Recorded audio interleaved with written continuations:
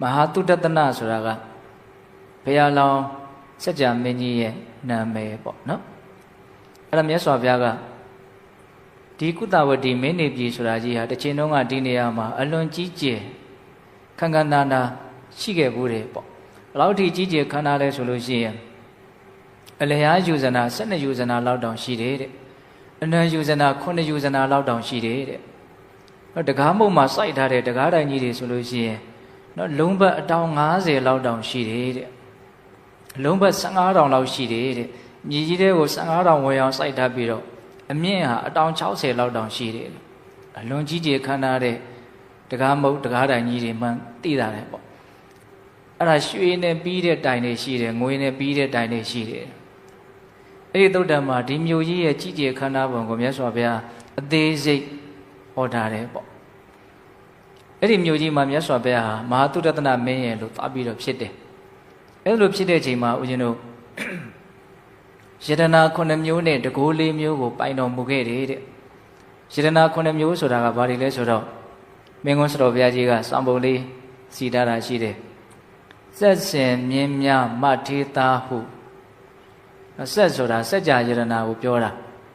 စင်ဆိုတာကစင်ယတနာကိုပြောတာမြင်းဆိုတာကမြင်းယတနာများဆိုတာကဗရမ ्या ယတနာမဆိုတာကမိဖုရားယတနာထေးဆိုတာကတထေးယတနာသားဆိုတာကသားကြီးယတနာ9ပါးရှိတယ်အဲ့ဒါစัจ जा ယတနာဆိုတာကဘယ်လိုစရောက်လာလဲဆိုတော့ဘုရားလောင်းကအမြဲတမ်းဥပုသ်နေ့မှာဥပုသ်ဆောင်နေပေါ့အဲ့ဒါဒီနေ့တော့ပြတ်သက်တဲ့မှာသူ့ရဲ့ဥပုသ်ကိုစဉ်းစားဆင်ခြင်နေတော့မှာပဲအဲ့ဒီပြတ်သက်ထက်ကကောင်းငင်ပြင်မှာလေဟာပြင်ထဲမှာအလွန်ကြီးကျယ်ခမ်းနားတဲ့လဲပတ်နေတဲ့ရင်ပေါ့နော်စัจ जा ယတနာဆိုတာရင်ပဲအဲ့ဒါကြီးကြီးကျယ်ကျယ်ခမ်းခမ်းနားဖြစ်နေတော့ဘုရားလောင်းကစဉ်းစားတယ်တရားဆောင်တဲ့မင်းတွေဟာဒီလိုမျိုးကြီးမားတဲ့စัจ जा ယတနာစရောက်တတ်တယ်ငါဟာစัจ जा မြန်မြန်ဖြစ်နေလေသလားမသိဘူးအဲ့ဒါနဲ့သူကဘာလုပ်လဲဆိုတော့ရွှေကြရတွေကရေနဲ့ပလုတ်ကျင်းပြီးတော့အဝတ်ကိုလက်ကတော့ထိုးပြီးတော့အဲ့ဒီစัจ जा ယတနာကိုအဲ့ဒီရွှေကြရတွေကရေနဲ့တောင်းလောင်းလိုက်တယ်အသင်စัจ जा ယတနာလဲစီသတိအောင်စီသတိလို့အဲ့လိုပြောပြီးတော့အဲ့ဒီစัจ जा ယတနာကိုပြတ်တဲ့နော်လှေကားကနေတာပဲတက်သွားတယ်အဲ့ဒါအများကြီးသူ့ရဲ့ပေးသက်တွေစေရင်ကလေးပါအကုန်ဆန့်နေအဲ့ဒါနဲ့ဘယ်သွားလိုက်လဲဆိုတော့အရှိသမုဒ္ဒရာဘက်ကိုသွားလိုက်တယ်အဲ့ဒါကောင်းငင်ကနေသွားတာပေါ့အဲ့ဒါတိုင်းပြည်တစ်ခုရောက်တဲ့အခါကျတော့အဲ့ဒီမှာဆင်းပြီးတော့အဲ့ဒီမှာပဲစရဲချတယ်အဲ့ဒီနေရာမှာအုပ်ချုပ်နေတဲ့မင်းဆိုတာရှိတယ်ရောက်လာတယ်ဆိုတာကြားတာနဲ့လာပြီးတော့ခါစားရတယ်ဒါဟာအရှင်မင်းများရဲ့တိုင်းပြည်ပါအရှင်မင်းများပိုင်တဲ့နယ်မြေဟုမှတ်တော်မူပါပေါ့အဲ့တော့ဘုရားလောင်းကဘာပြောလို့ဆိုတော့ဟုတ်ပြီအဲ့လိုဆိုလို့ရှိရင်သူများတက်ကိုမတတ်ရဘူးသူတို့ကပစ္စည်းမတရားမယူရဘူးကာမကိစ္စကိုမှားယွင်းစွာမကျင့်ရဘူးလိညာလှည့်စားမှုသားစကားကိုမဆိုရဘူးရက်တေတာမူရစေဝါမတော့စားရဘူးကောက်ခံမြေအခွန်ကိုကောက်ခံပြီးတော့ချမ်းချမ်းသာသာနေလို့အဲ့ဒီအဆုံးအမကိုပေးတယ်တဲ့ဒီလိုပဲပြန်လာတာဒါသူ့ရဲ့လက်အောက်ခံမင်းဖြစ်သွားတယ်ပေါ့အဲ့ဒါလိုနေနဲ့ကဘာမြေပြင်တစ်ခုလုံးကိုနော်အစိုးရတဲ့စัจ जा မင်းဆိုတာဒီစัจ जा ယတနာရဲ့စွမ်းအားကြောင့်ဖြစ်သွားတာပေါ့ဒါကစัจ जा ယတနာပေါ့နောက်ဆင်းယတနာဆိုတာလည်းပဲသူကတော်တော်စွမ်းရည်တတိကြီးမားတယ်ပေါ့ကောင်းငင်ပြန်နိုင်တဲ့အစွမ်းတတိရှိတယ်ဆင်းပေါ်မှာချမ်းချမ်းသာသာနေထိုင်ပြီးတော့သွားနိုင်တယ်ဘယ်လောက်ထိမြန်လဲဆိုလို့ရှိရင်သမုဒ္ဒရာဟိုဘကန်းကိုမနက်ခင်းလင်းလင်းချင်းသွားလိုက်တာပြန်လာတဲ့အခါကျတော့မနေ့စာစားပြီးပြန်ရောက်လာတယ်ဒါသူ့ရဲ့အစွမ်းပေါ့နော်နောက်မြင်းယတနာကလည်းအဲ့ဒီတိုင်းပဲစွမ်းရည်တတိအလွန်ကြီးမားတယ်ပေါ့ဗရမ ्या ယတနာဆိုတာကတော့သူကအယောင်အမြဲတမ်းထွက်နေတယ်ပေါ့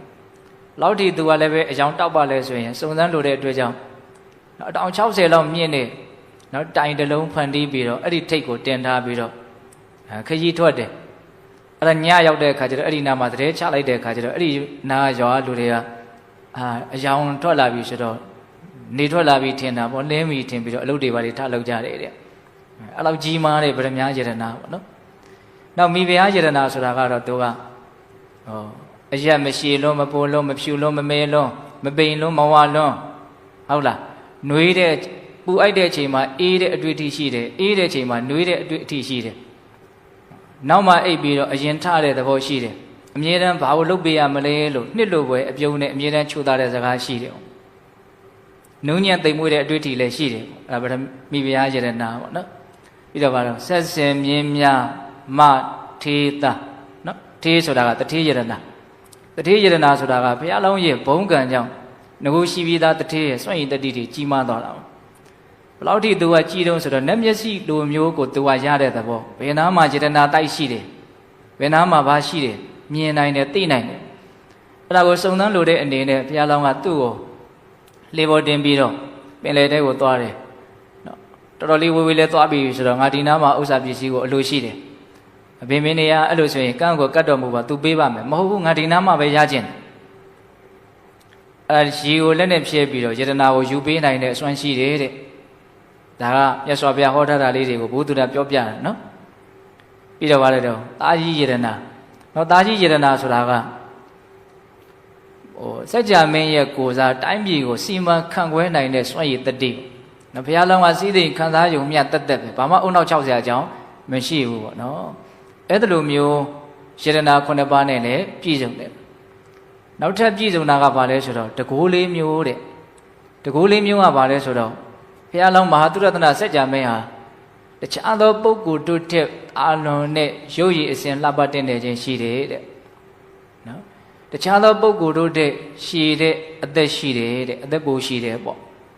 တခြားသောပုဂ္ဂိုလ်တို့တဲ့ကျမ်းမာရေးပို့ပြီးတော့ကောင်းတယ်နောက်တစ်ခုက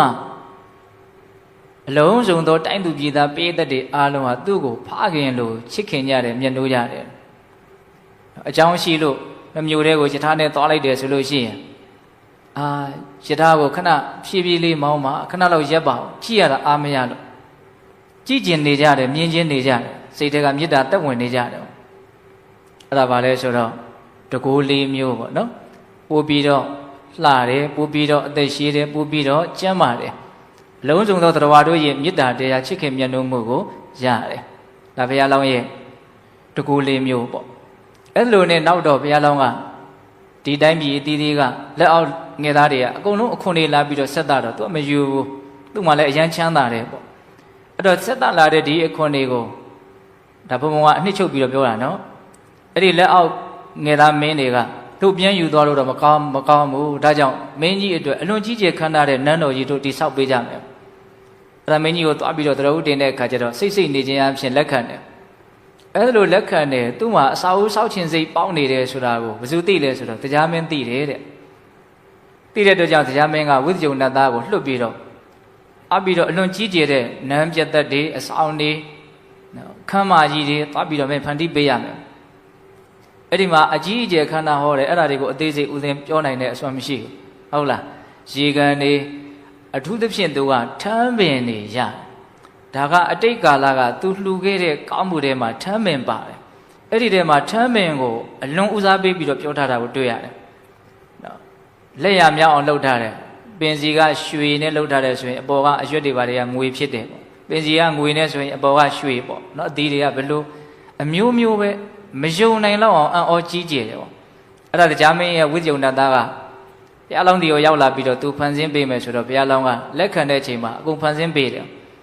ဘယ်လောက်ထိတောက်ပြောင်နေလဲဆိုရင်မကြည့်နိုင်ဘူးတဲ့မျက်စိတွေကျိနေလို့အရန်ကိုအယောင်ထွက်နေတယ်ပေါ့အရန်ကြီးကျယ်တဲ့စီးသိမ်ချမ်းသာကိုရတယ်ပေါ့နော်ဘုရားလောင်းကအဲ့ဒီမှာဦးဇင်းတို့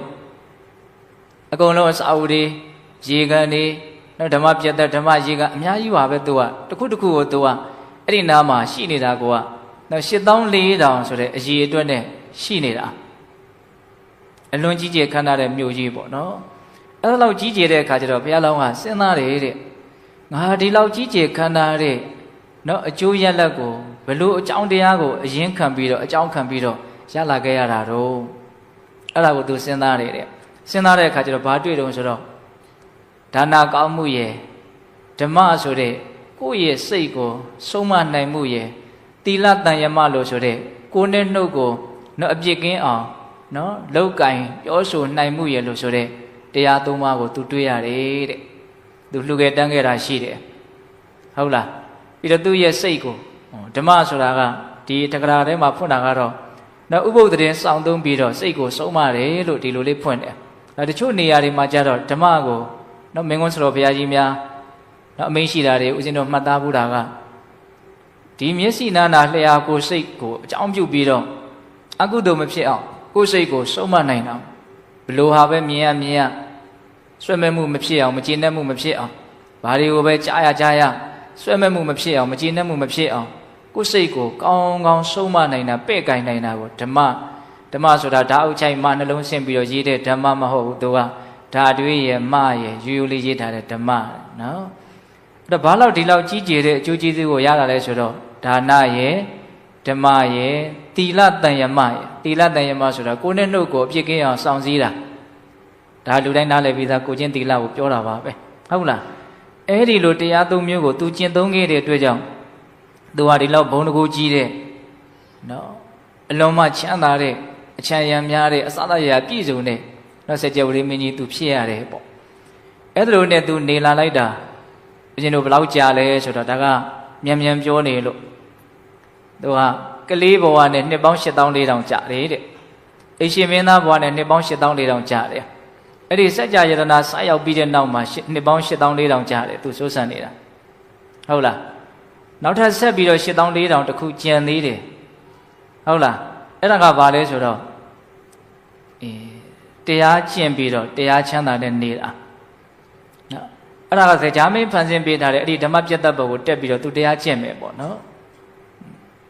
ကောင်းမှုရဲ့အကျိုးဆက်ကြောင့်ကောင်းတာတွေကိုရရတယ်ဒါကြောင့်ကောင်းမှုကိုအဆက်ပြတ်မသွားစေဖို့သူကြိုးစားအထောက်မယ်ပေါ့အဲ့လိုကြိုးစားအထုတ်မယ်ဆိုတော့မှတ်သားစရာလေးတွေကဘာတွေ့လဲဆိုတော့အဲ့ဒီပြတ်သက်ချေခြင်းလှေကားခုံမှာရက်ပြီးတော့ကျိန်ဝါတယ်တဲ့ဘာကျိန်ဝါလဲဆိုတော့တိဋ္ဌကာမဝိတကတိဋ္ဌဗျာပါဒဝိတကတိဋ္ဌဝိဟိန္ဒဝိတကတိဋ္ဌဆိုတာရက်လို့ပြောတာဘာလို့ရက်ခိုင်းတာတော့ဆိုတော့ကာမဝိတက်ဗျာပါဒဝိတက်ဝိဟိန္ဒဝိတက်ဘေးတို့နားထဲမှာရှင်းနေပြီသားနော်ကာမဝိတက်ဆိုတာကာမဂုဏ်နဲ့ပတ်သက်တဲ့အတွေ့အကြံဗျာပါဒဝိတက်ဆိုတာကဒေါသနဲ့ပတ်သက်ပြီးတော့ဖြစ်လာတဲ့အတွေ့အကြံဝိဟိန္ဒဝိတက်ဆိုတာကနှိမ့်ဆက်ညှင်းဆဲလိုမှုနဲ့ပတ်သက်တဲ့အတွေ့အကြံကျုံမှာဆိုရတဲ့အတွေ့အကြံစီတွေကိုပြောတာဟုတ်လားအဲ့ဒီကာမဗျာပါဒဝိဟိန္ဒဆိုတဲ့ဒီအတွေ့အကြုံ၃မျိုးကိုတက်ရှိတရဝါတူတယောက်ကိုအမိန့်ပေးတယ်လို့မျိုးဘုရားလောင်းကပြောတာပေါ့ဣဋ္ဌကာမဝိတကကာမဝိတက်သင်ရက်လော့ဣဋ္ဌဗျာပါဒဝိတကဗျာပါဒဝိတက်သင်ရက်လော့ဣဋ္ဌဝိဟိန္ဒဝိတကဝိဟိန္ဒဝိတက်သင်ရက်လော့သင်တို့ရဲ့နေပေဟာဒီနားမှာပဲရှိတယ်ငါနောက်ကိုမလိုက်ခဲ့နဲ့ဟိုငါဆက်ပြီးတော့တက်သွားမယ့်နေဟာသင်တို့ရဲ့နေပေမဟုတ်တော့ဘူးပေါ့နော်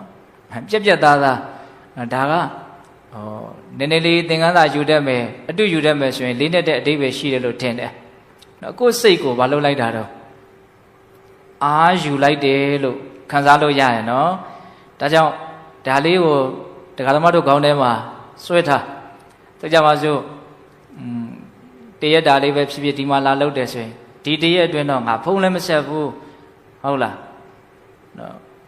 ကျန်တဲ့6ရက်လောက်ခဲ့တာပဲလေဟုတ်လားကိုယ်စိတ်ကိုပြတ်သားနိုင်အောင်ကိုယ်စိတ်ကိုပြန်ပြီးတော့ရဲစည်းတင်လိုက်တော့နော်ကိုလုပ်တဲ့လုပ်ငန်းပို့ပြီးတော့ပြီးပြင်းသွားအောင်ပြတ်သားသွားအောင်လုပ်တဲ့တယ်ဟုတ်လားရှုပ်ထွေးမှုတွေအမြဲတမ်းရှုပ်ထွေးနေတာပြီးရင်လည်းပဲရှုပ်ထွေးတာလည်းပဲပြန်มาလွန်စရာသိမရှိပါဘူးအဲ့တော့ဒီအချိန်လေးတော့ငါပြက်သားနေလိုက်မယ်ဆိုတဲ့အတွေးမျိုးလေးမမွေးသင့်ဘူးလားမွေးသင့်တယ်နော်ဆိုကြတော့ရိတ်သား9ရက်သွားမယ်ဆို9ရက်အတွင်းတော့ငါဘယ်လိုကိုနေပလိုက်မယ်ဟုတ်လားဒီမှာလာတဲ့တရက်အတွင်းဓမ္မမဟုတ်တနာရီအတွင်းနောက်ဆုံးရုပ်စွအဆုံးအိတ်ခါနေဘုရားဝတ်တက်မယ်ဟုတ်လားဘုရားဝတ်တက်ခါနေလေကိုင်းဒီလောက်လေးတော့ငါ့ကိုလွန်ငင်းချမ်းသာခွင့်ပေးကြအောင်မင်းတို့နဲ့ကြီးငါအမြဲနေနေတာဒီလိုလေးများပြောနိုင်ရင်ရန်ကောင်းမယ်ပေါ့နော်တရားထိုင်တော့မယ်ဆိုရင်လည်းအဲ့ဒီစိတ်ကူးမျိုးလေးမရှိသင့်ဘူးလားရှိသင့်တယ်နော်ဒီအထိတော့မင်းတို့ဝင်ပြီးတော့ငါ့ကိုမထိုးပေါက်ပြီးတော့မနှိမ့်ဆက်နေနဲ့ငါလက်သင့်မခံနိုင်ဘူးဆိုတာမျိုးလုံနိုင်ဖို့လိုတာပေါ့အဲ့ဒါဆိုလို့ရှိရင်ကိုအတွေးရပဲကိုကိုအများကြီးအထောက်အကူပြုနိုင်တယ်ဒီထုံးလေးကိုနှလုံးမူသင့်တယ်ပေါ့နော်ကာမဝိတ္တရက်ဟုတ်လားဗျာပါဒဝိတ္တရက်ဝိဟိန္ဒဝိတ္တရက်တင်းတို့ရဲ့နေပဲဟာဒီနာတယ်မြဟိုထက်ထိမဟုတ်ဘူးမလိုက်ခဲနဲ့ကြုံသွားတော့နော်အဲ့လိုကြုံသွားပြီးတော့အဲ့ဒီပြတ်သက်တဲ့ကိုတက်သွားပြီးတော့သူ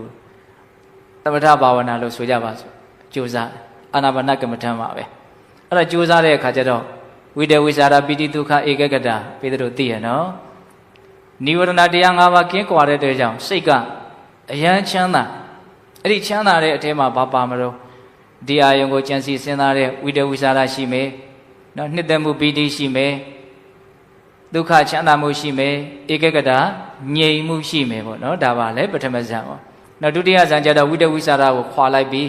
ကျန်စီနေရတာသုံးသက်နေရတာကြမ်းတမ်းတယ်အလုပ်တွေရှုပ်နေတယ်ဟုတ်လားဘာပဲကြံလဲဆိုတော့ပီတိရဲ့ဒုက္ခရဲ့ဧကဂတရဲ့အယံကိုသူကအဆင့်အမြင့်သွားပြီဒါပါလေဒုတိယဇန်ပေါ့နော်တတိယဇန်ကျတော့ပီတိနှစ်သက်နေရတာကောစားကြမ်းတမ်းတယ်ဒုက္ခနဲ့ဧကဂတနှစ်ခုပဲကြံတယ်တတိယဇန်အလွန်ချမ်းသာတယ်လို့ဆိုတယ်ဟုတ်လားလူဘဝရောက်တုန်းလေးကိုရဘူးတဲ့ရှိအောင်လုပ်ကြည့်ပေါ့နော်နောက်စတုထဇန်ကျတော့ဗာလေဒုက္ခချမ်းသာနေရတာကောစားလှုပ်လက်တဲ့သဘောရှိတယ်အဲ့တော့ဒုက္ခနေရာမှာ तू ကဘာအစားထိုးလဲဆိုတော့ဥပေက္ခအစားထိုးတယ်တဲ့အဲ့တော့ဥပေက္ခနဲ့ဧကဂတသူကတော့ဉာဏ်ပညာဖြစ်ဖို့အတွက်အကောင်းဆုံးအနေအထားတစ်ခုလို့ဆိုနိုင်တယ်ပေါ့ဇံဘယ်နှပါတော့၄ပါးအဲ့ဒီဇံ၄ပါးကိုချမ်းချမ်းသာသာရတယ်နောက်ထပ်ဘာလုပ်သေးလဲဆိုတော့ဗြဟ္မဝိဟာရတရား၄ပါးသူလုပ်တယ်တဲ့တတ္တဝါအားလုံးရဲ့ပုံမှာ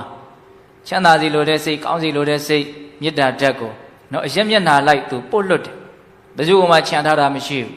ဟုတ်လားနောက်ဆုံးရှိသမျှတတ္တဝါအားလုံးရဲ့ပုံမှာသူမေတ္တာတွေဘာလုပ်ထားတော့လွှမ်းခြုံထားတယ်ဒါစိတ်အလုတ်ထဲမှာအလွန်မွန်မြတ်တဲ့စိတ်အလုတ်ကိုသူလုပ်တယ်ပေါ့နော်နောက်ပြီးတော့ဘာလာမလို့ကရုဏာတရားတတ္တဝါတွေဆင်းရဲဒုက္ခကလွတ်မြောက်စီလိုတဲ့စိတ်နောက်ပြီးတော့ဘာလာမလို့မုဒိတာတရားနောက်တတ္တဝါတွေအစဉ်ပြေးနေတာတွေအစဉ်ပြေးမြဲပြေးကြပါစေဝမ်းမြောက်နိုင်တဲ့စိတ်ဟုတ်လားနောက်ဆုံးပါလဲဥပေက္ခတရားသူကတော့အစဉ်အမြင့်သုံးပဲဥပေက္ခဆိုတာဘာလဲဘယ်သူတွေဘာဖြစ်နေလို့မှနော်တုံလုံနေတာခံစားနေတာမရှိဘူးဟုတ်လားအားလုံးဟာကိုယ်နဲ့တန်ရာကိုရထားတာမကျင်တဲ့ဆရာမရှိသလိုနော်မျက်နှာလိုက်တဲ့သဘောလည်းမရှိဘူးဆန့်ကျင်ကန့်ကွက်တဲ့သဘောလည်းမရှိဘူးအကုန်လုံးကိုမှန်မှန်ကန်ကန်နားလည်ပြီးတော့မြင့်မြတ်သောလိလူရှုခြင်းဖြင့်လိလူရှုနိုင်တာလူတွေပြောနေတဲ့ဥပေက္ခနဲ့မတူဘူးနော်လူတွေပြောတာကညာသောဖြင့်နော်စိတ်ပြက်လာလို့မင်းငါထက်မတော်တော့ဘူးဆိုတာကိုဥပေက္ခလို့သုံးနေတာအဲ့ဒါဥပေက္ခတော်တော်နာမည်ပြက်တယ်လို့ပြောရမယ်ဟုတ်လားအဲ့ဒါဥပေက္ခမဟုတ်နော်အခုကပါလေအမှန်ကိုသိမြင်ပြီးတော့မြင့်မြတ်သောလိလူရှုခြင်းဖြင့်လိလူရှုနိုင်တာနော်ဆင်းရဲနေလို့လည်းပဲသူ့ကိုစိတ်ထဲကဝန်နေပန်းနဲ့ခံစားနေတာမရှိဘူးချမ်းသာနေလို့လည်းပဲဝမ်းမြောက်ဝမ်းသာဖြစ်တာမျိုးအဲ့ဒါမျိုးလည်းမရှိဘူးမနာလို့ဖြစ်တာဆိုတော့ဝေးရောပေါ့နော်သူချမ်းသာခြင်းဆင်းရဲခြင်းဟာသူ့အကြောင်းတရားနဲ့သူဖြစ်တာဘာမှမကျေနပ်เสียမရှိဘူးကိုဘာမှဝင်ဆွတ်လို့မရဘူးဆိုတဲ့အမှန်တရားကိုသိပြီးတော့မှဖြစ်လာတဲ့လိလူရှုမှုပေါ့နော်သူကအယမ်းဆင့်မြင့်တယ်ဟုတ်လားအဲ့ဒီမေတ္တာကရုဏာမုဒိတာဥပေက္ခတရားကိုဘုရားလောင်းကပွားများပြီးတော့နေတာဘယ်လောက်ထိကြာတော့ဆိုရင်နှစ်ပေါင်းရာပေါင်းများစွာထောင်ပေါင်းများစွာအစာအာဟာရလာပြီးတော့ဆက်သားတဲ့လူလောက်ပဲအတွေ့ခံတယ်ဇူးမှမတွေ့ရအောင်အဲ့ဒီပြတ်သက်ပုံမှာပဲနေတာတရားပဲကျင့်နေတာတော့ထွက်သွားတာတော့မဟုတ်ဘူးเนาะလူကတော့ထွက်မသွားဘူးဒါပေမဲ့စိတ်ကတော့မြင့်မြတ်တဲ့အနေအထားမှာပဲတီးနေတယ်ငြိမ်းချမ်းတဲ့အနေအထားမှာပဲတီးနေတယ်အရှုပ်ထွေးထဲမှာမရှိဘူးပူလောင်မှုထဲမှာမရှိဘူးဒါကြောင့်ကိုဖန်တီးတက်လို့ဖန်တီးနိုင်မယ်ဆိုရင်ကိုအနေနဲ့ကိုအထိုက်လျောက်တော့လုပ်လို့မရဘူးလားရနော်ကိုနေပယ်လေးတတ်မှတ်ပြီးတော့ထားဟုတ်လားတကယ်တမ်းကအကုန်လုံးကစိတ်ပေါ်မှာပဲအဓိကမူတည်နေတာလူကြားထဲမှာနေလည်းပဲကိုယ့်ရဲ့စိတ်ကလေးကလူကြားထဲနေတာဆိုတဲ့အမြင်ကိုတတ်နိုင်တယ်မြကြော်လွှားအောင်လုပ်ပြီးတော့ကိုယ့်အယုံလေးနဲ့ကိုနေမယ်ဆိုရင်ကိုနေလို့မရဘူးလားရတယ်နော်လေ့ကျင့်ဖို့တော့လိုတာပေါ့တော့စိတ်ကအမြဲတမ်းမြင်ရမှတစ်ဆင့်ကြားရမှတစ်ဆင့်ဟုတ်လားသူကပတ်ဝန်းကျင်နဲ့ပဲအမြဲတမ်းဆက်ပြီးတော့လှုပ်လက်ခတ်နေတဲ့သဘောရှိတာတိတ်တော့ပတ်ဝန်းကျင်ကြားထဲမှာနေတာကိုတယောက်တည်းနေတဲ့ခံစားချက်မျိုးရအောင်လုပ်ဖို့ဆိုတာတော့အရင်ကြီးတော့မလွယ်ကူဘူးဆိုတာမဖြစ်နိုင်ဘူးလို့ပြောတာမဟုတ်ဘူးလေ့ကျင့်မယ်ကြိုးစားမယ်ကျွမ်းကျင်အောင်လုပ်မယ်ဆိုရင်တော့လွယ်ကူတဲ့အနေအထားကိုလည်းရောက်သွားနိုင်တယ်ပေါ့နော်အခုဒါလေးကိုသင်ခန်းစာယူရမယ်ပေါ့ဟုတ်လားအဲ့လိုနေလာရင်းနဲ့ဦးဇင်းတို့နှစ်ထောင်ပေါင်းများစွာကြာလာတဲ့အချိန်နှစ်ပေါင်း8400ဟုတ်လားကြာလာတဲ့အချိန်မှာအဲ့ဒီမိဖုရားယတနာအမှုပြုတဲ့မိဖုရားတွေကလည်း8400တောင်ရှိတယ်လို့ဆိုတယ်အဲ့ဒီဘုရားဘုရားလောင်းပိုင်တဲ့ပစ္စည်းဥစ္စာတွေက8400နဲ့ပဲရေတွက်တာများတယ်နောက်ရတ္တတွေကလည်း8400ပလင်တွေကလည်း8400ယထာတွေကလည်း8400ဆင်းတွေကလည်းသောသောဆင်းယတနာအမှုပြုတဲ့8400မြင်းရလည်းမြင်းယတနာအမှုပြုတဲ့8400မိဖုရားကလည်းမိဖုရားယတနာအမှုပြုတဲ့8400အဲ့လို8400နေကြီးများတယ်အစိုးတွေကစ8400ထမင်းအုပ်တွေကစ8400နှုတ်ထွက်နမကြီးတွေက8400အများကြီးပဲမဆုံးနိုင်အောင်မြတ်စွာဘုရားဟောထားတယ်အလွန်မှရှည်လေရတဲ့ဒေသနာကြီးပေါ့နော်အဲ့ဒါတွေကိုဘာဘူးလို့ဒီလောက်ကြီးခန်းခန်းနာနာဟောရတယ်လေဒါကအဓိပ္ပာယ်ရှိတယ်ပြီးရင်အဲ့ဒါလေးကိုပိဿတို့သဘောပေါက်နော်မင်းကွန်းစတော်ကြီးပြောတာကတော့ ရှင်ပြူယတနာကြီးရှိတယ်ပေါ့နော်အဲ့ဒီရှင်ယတနာကြီးကိုကာကျိုးတစားတွေရွှေတွေငွေတွေကြောက်တံပရမ ्या တွေနဲ့အရန်ကိုလှပအောင်ဆင်တယ်ပေါ့အသက်ကုန်လှပအောင်ဆင်တယ်အကုန်လုံးပြီးပြီးအခမ်းအနားဆုံးအကြီးကျယ်ဆုံးဖြစ်အောင်လုပ်ပြီးပြီဆိုတော့မှအဲ့ဒီရှင်ယတနာကြီးကို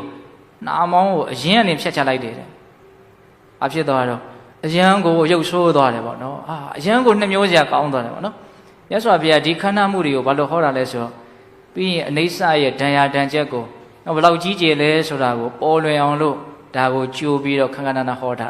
။အဓိပ္ပာယ်ရှိရဆိုတာလေးကိုပြောချင်တာဟုတ်လား။အဲ့ဒါလိုနဲ့ဦးဇင်းတို့နေလာလိုက်တာ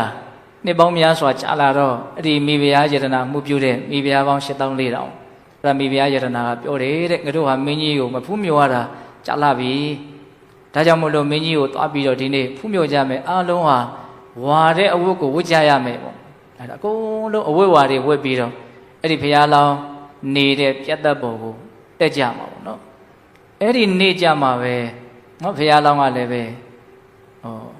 ဥယျာဉ်ထဲကိုဆင်းပြီးတော့နော်နေမယ်ဆိုစိတ်ကူးနဲ့ဆင်းလာအဲ့ဒီမှာမိဖုရားယတနာကိုအဲ့ဒီနားမှာရက်ဒီပေါ်မတက်ခဲနဲ့ပေါ့နော်လုတ်ပြီးတော့မှအမိန်ပေးလိုက်တယ်ဥယျာဉ်ထဲကိုသွားပြီးတော့ခင်းထားကြပေါ့နော်အကုန်လုံးအဲ့ဒီမှာခင်းကျင်းထားပြီဆိုအဲ့ဥယျာဉ်ထဲကိုသွားတယ်ဥယျာဉ်ထဲရောက်တဲ့ခါကျတော့မှအဲ့ဒီတလွန်ညောင်သောပေါ်မှာလေအောင်ဆက်တော့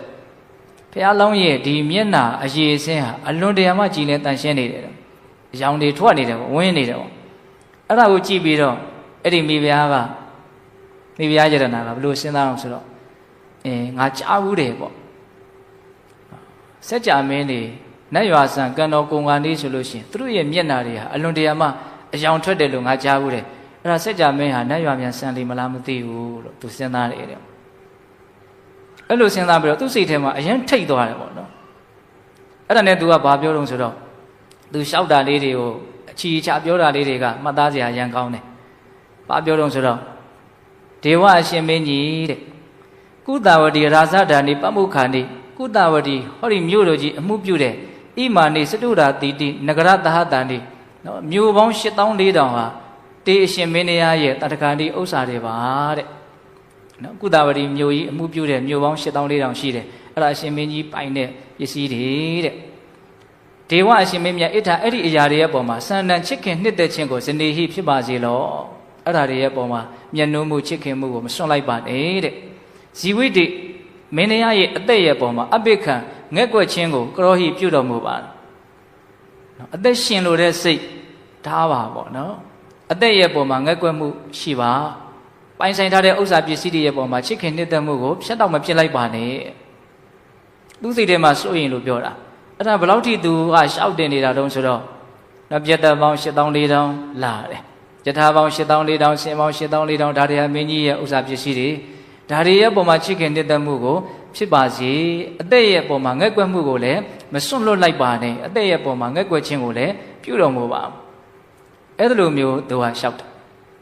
ရှောက်တဲ့အခါကျတော့ဘုရားလောင်းကပါပြန်ပြောတော့ဆိုတော့နော်ဒေဝီမိဖုရားတဲ့တွင်တင်ဒီမန်ငါကိုဒီကရတ္တံအလွန်ရှည်လျားလာဆိုသောကာလပတ်လုံးဣတိဟိလူချင်းစရာကောင်းကုန်သောကံတေဟိနှစ်သက်စရာကောင်းကုန်သောပိယဟိချစ်ခင်စရာကောင်းကုန်သောမနာပေဟိမျက်နှိုးပွဲကောင်းကုန်သောစကားတို့ဖြင့်တမှုရာစိတ်ဓာမင်းတလျှောက်လုံးငါ့ကိုပြောဆိုခဲ့တာတဲ့တလျှောက်လုံးရှည်လျားတဲ့ကာလပတ်လုံးမင်းဟာငါ့ကိုချစ်စရာကောင်းတဲ့နှစ်သက်စရာကောင်းတဲ့မျက်နှိုးစရာကောင်းတဲ့လူလားစရာကောင်းတဲ့စကားမျိုးတွေကြီးမင်းငါ့ကိုပြောခဲ့တာတဲ့အထာသဗ္ဗနာထိုကဲ့သို့ဖြစ်ပါလဲကဲနဲ့တွင်တင်ဒီမန်ငါကိုပစ္စည်းမေကာလေတေဂာနိကာလနောက်ဆုံးအချိန်ရောက်မှအနိဋ္ဌေဟိနော်လူချင်းစရာမကောင်းတဲ့အကန္တေဟိနှစ်သက်စရာမကောင်းတဲ့အပိယေဟိချစ်ခင်စရာမကောင်းတဲ့အမနာပေဟိမျက်နှိုးစရာမကောင်းတဲ့စကားတွေနဲ့သမှုရာစရတိဘာဖြစ်လို့မင်းငါ့ကိုပြောရတာတော့တဲ့သဘောပေါက်မယ်ထင်တယ်နော်တခြားလုံးမင်းငါရဲ့ပုံမှာချစ်ခင်နှစ်သက်မျက်နှိုးစရာကောင်းတဲ့စကားတွေပြောလာခဲ့ပြီးမှအခုလိုအချိန်မျိုးရောက်မှငါရဲ့ပုံမှာဘယ်နဲ့ကြောင့်ချစ်ခင်စရာနှစ်သက်စရာမျက်နှိုးစရာမကောင်းတဲ့စကားတွေလာပြောရတာတော့တဲ့အဲ့လိုပြောတဲ့အခါကျတော့မိဖုရားကနားမလဲဘာဖြစ်လို့ငါ့ကိုဒီလိုပြောလိုက်တာတော့ငါပြောတာဘာမှမှားသွားလို့တော့ပုံရင်ကြည့်တော့သူပြောတာအမှားမပါပါဘူးเนาะဒါတွေကသင်မင်းကြီးရဲ့ဥစ္စာပစ္စည်းတွေဒါရဲ့ပုံမှာချစ်ခင်နှစ်သက်မှုရှိပါအသက်ရဲ့ပုံမှာငဲ့ကွက်မှုထားပါဒါပြောတာသူပြောတာအဲ့ဒါကိုဘုရားလောင်းကချစ်ခင်နှစ်သက်စရာမျက်နှိုးစရာမဟုတ်တဲ့စကားတွေလို့ပြောလိုက်တာ အဲ့လိုမျိုးပြောတဲ့အခါကျတော့ तू နားမလည်နိုင်တဲ့အတွက်ကြောင့် तू ပြန်ပြီးတော့မေးတယ်မင်းကြီးအဲ့လိုဆိုရင် तू ဘယ်လိုပြောရမလဲပေါ့နော်သူ့ကိုသင်ပေးပါပေါ့မင်းကြီးကိုဘယ်လိုပြောရမလဲအဲ့တော့မင်းကြီးကသင်ပေးတယ်တဲ့ဘယ်လိုပြောရမှာလဲဆိုရင်ဒေဝအရှင်မင်းမြတ်သဗ္ဗေဟေဝအလုံးစုံသာလင်ဖြစ်ကုန်သောပိယေဟိချစ်ခင်နှစ်သက်စရာကောင်းကုန်သောမနာပေဟိစိတ်နှလုံးကိုတိုးပွားစေတတ်ကုန်သောတတ္တဝသင်္ခါရတို့နှင့်နာနာဘာဝရှင်ကွဲသဖြင့်ကွဲကွာရခြင်းသည်၎င်းဝိနာဘာဝတေကွဲသဖြင့်ကွဲကွာရခြင်းသည်၎င်းအညထာဘာဝဘဝချသဖြင့်ကွဲကွာရခြင်းသည်၎င်းနဟောတိဒါဟာဖြစ်ရိုးထုံးစံဓမ္မတာပဲသူ့ကိုဘယ်လိုပြောရမလဲဆိုတာကိုသင်ပေးနေတာနော်ဒီချစ်ခင်နှစ်သက်စရာမြတ်လို့စရာကောင်းတဲ့အရာတွေနဲ့ကွဲကွာတယ်ဆိုတာလောကကြီးရဲ့ထုံနှန်းစင်လာဓမ္မတာပဲလွန်ဆန်းလို့မရဘူးဒေဝအရှင်မင်းမြတ်တွန်းအရှင်မင်းမြတ်သည်တာပိခောတဲ့ငက်ကွက်ချင်းတဲ့တကွာကာလံသင်ခြင်းကိုမာကာတိမပြုပါနဲ့သင်ပေးတာနော်မင်းကြီးငက်ကွက်ချင်းတဲ့တကွာမသေးပါနဲ့နော်တာပိခတ်တာငက်ကွက်ချင်းဖြင့်သေရတဲ့ပုဂ္ဂိုလ်ရဲ့တာပိခတ်တာငက်ကွက်ချင်းမကင်းသောပုဂ္ဂိုလ်ရဲ့ကာလံကိရိယာသေခြင်းကိုပြုရခြင်းသည်ဒုက္ခဆင်းရဲတယ်တာပိခတ်တာငက်ကွက်ချင်းတဲ့တကွာကာလံကိရိယာသေခြင်းကိုပြုရတဲ့ပုဂ္ဂိုလ်ဟာဂရဟိတာစကဲလေကဲ့ရထိုက်တယ်တဲ့မင်းကြီးငက်ကွက်ချင်းတဲ့တကွာသေခြင်းကိုမပြုနဲ့တဲ့ဆိုလိုတာကမကင်းမကွက်သေရမယ်ပေါ့နော်သေတဲ့အချိန်မှာငက်ကွက်ချင်းတဲ့တကွာမသေနဲ့ငက်ကွက်ချင်းနဲ့သေလို့ရှိရင်ဘာဖြစ်တော့ဆင်းရဲတယ်တဲ့သူပြောတာနှစ်ချက်နော်တာပိခတ်တာငက်ကွက်ချင်းမကင်းသူဤကာလံကိရိယာသေဆုံးရခြင်းသည်ဒုက္ခဆင်းရဲတယ်တာပိခတ်တာငက်ကွက်ချင်းမကင်းသူဤကာလံကိရိယာသေဆုံးရခြင်းသည်ဂရဟိတာစကဲလေကဲ့ရထိုက်တယ်နှစ်ချက်ပြောတယ်နော်အဲ့ဒါကိုသေချာမှတ်မယ်နော်ငက်ကွက်ချင်းမကင်းမဲနဲ့သေရတာဟာဆင်းရဲတယ်ငက်ကွက်ချင်းမကင်းမဲနဲ့သေရတာကဲ့ရထိုက်တယ်ဘာကြောင့်အဲ့လိုပြောရလဲဒါကိုစဉ်းစားနော်ငက်ကွက်ချင်းမကင်းမဲနဲ့သေလို့ရှိရင်မသေးခင်မှာလည်းပဲစိတ်တိုင်းမချမှုလက်မခံနိုင်မှုဟုတ်လားမကျေနပ်မှုတော့စိတ်ထဲမှာဝမ်းနည်းမှုကြေကွဲမှုအဲ့ဒါတွေနဲ့လည်းဆင်းရဲလိမ့်မယ်ဒါရင်ကမလားဘယ်ကမတော့အဲ့ဒီဆင်းရဲကဘာမှမပြောပါတော့ဘူးဆင်းရဲတည်သွားလို့ရှိရင်ဘယ်ဘဝမျိုးရောက်မလို့ဆင်းရဲတဲ့ဘဝမျိုးပဲရောက်မှာနော်ကောင်းတဲ့ဘဝရောက်เสียအလားလားမရှိဘူးဟုတ်လားဆင်းရဲတဲ့ဘဝရောက်သွားမယ်ဆိုလို့ရှိရင်အရှိသဖြင့်ဘာဖြစ်သွားပြီတော့နစ်မြုပ်သွားပြီအကြာကြီးနစ်မြုပ်သွားနိုင်တယ်ဟုတ်လားဒါကြောင့်ငက်ကွက်ချင်းမကင်းမဲနဲ့သေရတာဟာဆင်းရဲတယ်ငါ့ကိုအဲ့လိုပြောရမယ်လို့သင်ပေးတာဟုတ်လားနောက်တစ်ချက်ကဘာလဲတော့ငက်ကွက်ချင်းမကင်းမဲနဲ့သေရတာဟာကဲ့ရဲ့ထိုက်တယ်တဲ့ဘုရားစရှိတဲ့သူတော်ကောင်းကြီးတွေကကဲ့ရဲ့တယ်တဲ့ဘာလို့ကဲ့ရတာတော့ဆိုကြပါစို့တတ္တဝါတွေဆိုတာရသောအဖြစ်သေမယ်ဆိုရင်မသေခြင်းပဲနဲ့ပဲသေရတာလေကြောက်လန့်ပဲသေရတာဟုတ်လားအဲ့တော့အဲ့ဒီကိစ္စကကဲ့ရဲ့စရာဟုတ်မဟုတ်စဉ်းစားကြောက်လို့ကောသေခြင်းတရားကလွတ်မလားမလွတ်ဘူးအဲ့တော့ကြောက်တာဟာဘာလဲအပူပေါ့ဟုတ်တယ်မဟုတ်လားစဉ်းစားနော်ငက်ကွက်ချင်းနဲ့သေရလို့လည်းပဲမသေဘဲနေရမှာလည်းမဟုတ်ဘူးအဲ့တော့ဒါတွေကိုနားလည်မှုမရှိရရောက်တယ်ပေါ့အသိဉာဏ်မကြီးမားရလည်းရောက်တယ်ဟုတ်တယ်မဟုတ်လား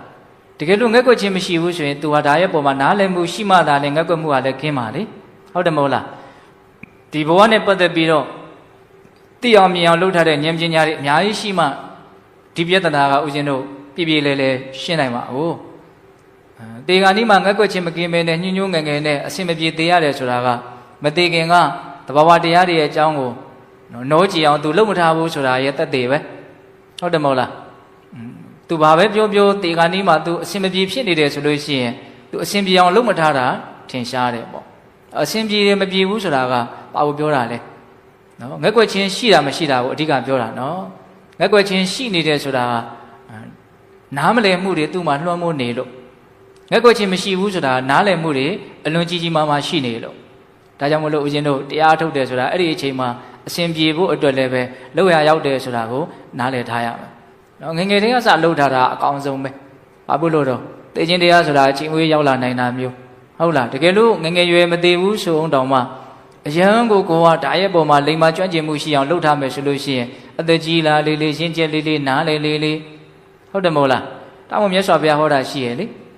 နော်မအိုခင်မနာခင်မသေးခင်ကသူတော်ကောင်းတရားကိုလှုပ်ရတာလွယ်တယ်။ဥမနာမတေဂာနိကြမှာလှုပ်ရတာဆိုတာမလွယ်ဘူး။သူတော်ကောင်းတရားကိုလှုပ်ထားလို့သိထားမယ်ဆိုရင်အိုတဲ့နာတဲ့သေးတဲ့အချိန်မှာချင်းချမ်းသာသာရှင်းဆိုင်နိုင်တယ်။တကယ်လို့သူတော်ကောင်းတရားကိုသိအောင်ပြည့်ပြည့်ဝဝရှိအောင်လှုပ်မထားဘူးဆိုရင်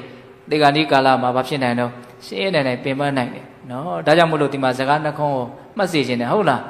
ငဲ့ကွက်ချင်းနဲ့တကွာသေတဲ့ပုဂ္ဂိုလ်ရဲ့သေခြင်းဟာဆင်းရဲတယ်ငဲ့ကွက်ချင်းမကင်းတဲ့ပုဂ္ဂိုလ်ရဲ့သေခြင်းဟာကဲ့ရဲ့တိုက်တယ်ဒါလေးကိုမှတ်ရမယ်ဟုတ်လားအဲ့လိုမျိုးမြတ်စွာဘုရားလောင်းကနော်သူ့ရဲ့မိဖုရားကိုသင်ပေးတာစကားမဆုံးသေးဘူးနော်နောက်ထပ်ဘာထပ်ပြီးတော့သူကတိုက်တွန်းခြင်းအနေနဲ့သင်ပေးတယ်ဆိုတော့ဒေဝရှင်မင်းကြီးတဲ့ကုသဝတီရာဇဓာနိပမုခာနိနော်ကုသဝတီနန်းနေပြီးအစိုးအမှုရှိတဲ့ဣမာနိစတုရာတိတိနဂရသဟတန်ဒီဟောဒီ8400သောမြို့တွေဟာတေရှင်မင်းကြီးရဲ့နော်တန်တကာနိဥစ္စာတွေပါတဲ့ဒေဝရှင်မင်းကြီးအဋ္ဌအဲ့ဒီအရာတွေရဲ့ပုံမှာစန္ဒန်ချစ်ခင်နှစ်သက်မှုကိုဗဇာဟပဲဆွတ်မှာဇီဝိတိအသက်နဲ့အပိခံနော်ငဲ့ကွက်ချင်းကိုမာကာတိမပြုတ်ပါနဲ့တဲ့စောတော်ကသူပြောတာနဲ့ဆန့်ကျင်ဘက်ပေါ့နော်ဒါတွေဟာရှင်မင်းကြီးရဲ့ဥစ္စာပစ္စည်းတွေဒါတွေရဲ့ပုံမှာချစ်ခင်နှစ်သက်မှုကိုစွန့်လိုက်ပါဟုတ်လားအသက်ရဲ့ပုံမှာငဲ့ကွက်ချင်းမရှိပါနဲ့အဲ့ဒါလို့ငါ့ကိုပြောရမယ်လို့သင်ပေးတာပေါ့နော်ဒါလေးကိုအရှင်တို့အနှစ်ချုပ်မယ်ဆိုလို့ရှိရင်ပြန်ပြောမယ်နော်မင်းကြီးလောကကြီးမှာကွဲကွာကြရတယ်ဆိုတာသဘာဝတရားတစ်ခုဟုတ်လားဒါကြောင့်ငဲ့ကွက်ချင်းတဲ့တကွာသေခြင်းကိုမဖြုနဲ့နော်ငဲ့ကွက်ချင်းမကင်းတဲ့ပုဂ္ဂိုလ်ရဲ့သေခြင်းဟာဆင်းရဲတယ်ငဲ့ကွက်ချင်းမကင်းတဲ့ပုဂ္ဂိုလ်ရဲ့သေခြင်းဟာကဲ့ရဲ့တိုက်တယ်ဒါကြောင့်မလို့ဒီဥစ္စာပစ္စည်းတွေရဲ့ပုံမှာချစ်ခင်နှစ်သက်မှုကိုစွန့်လိုက်ပါနော်ပြီးတော့အသက်ရဲ့ပုံမှာငဲ့ကွက်နေတာကိုလည်းမဖြုပါနဲ့တဲ့ဆိုလိုတာကသေအောင်လုပ်လို့ပြောတာတော့မဟုတ်ဘူးတော်သူသေတရားရှိလို့သေလဲသေပါစေလို့ဆိုတာကနားလည်မှုနဲ့ထားလိုက်နိုင်ဖို့လို့တယ်မထားလိုက်နိုင်လို့ရောရသလာ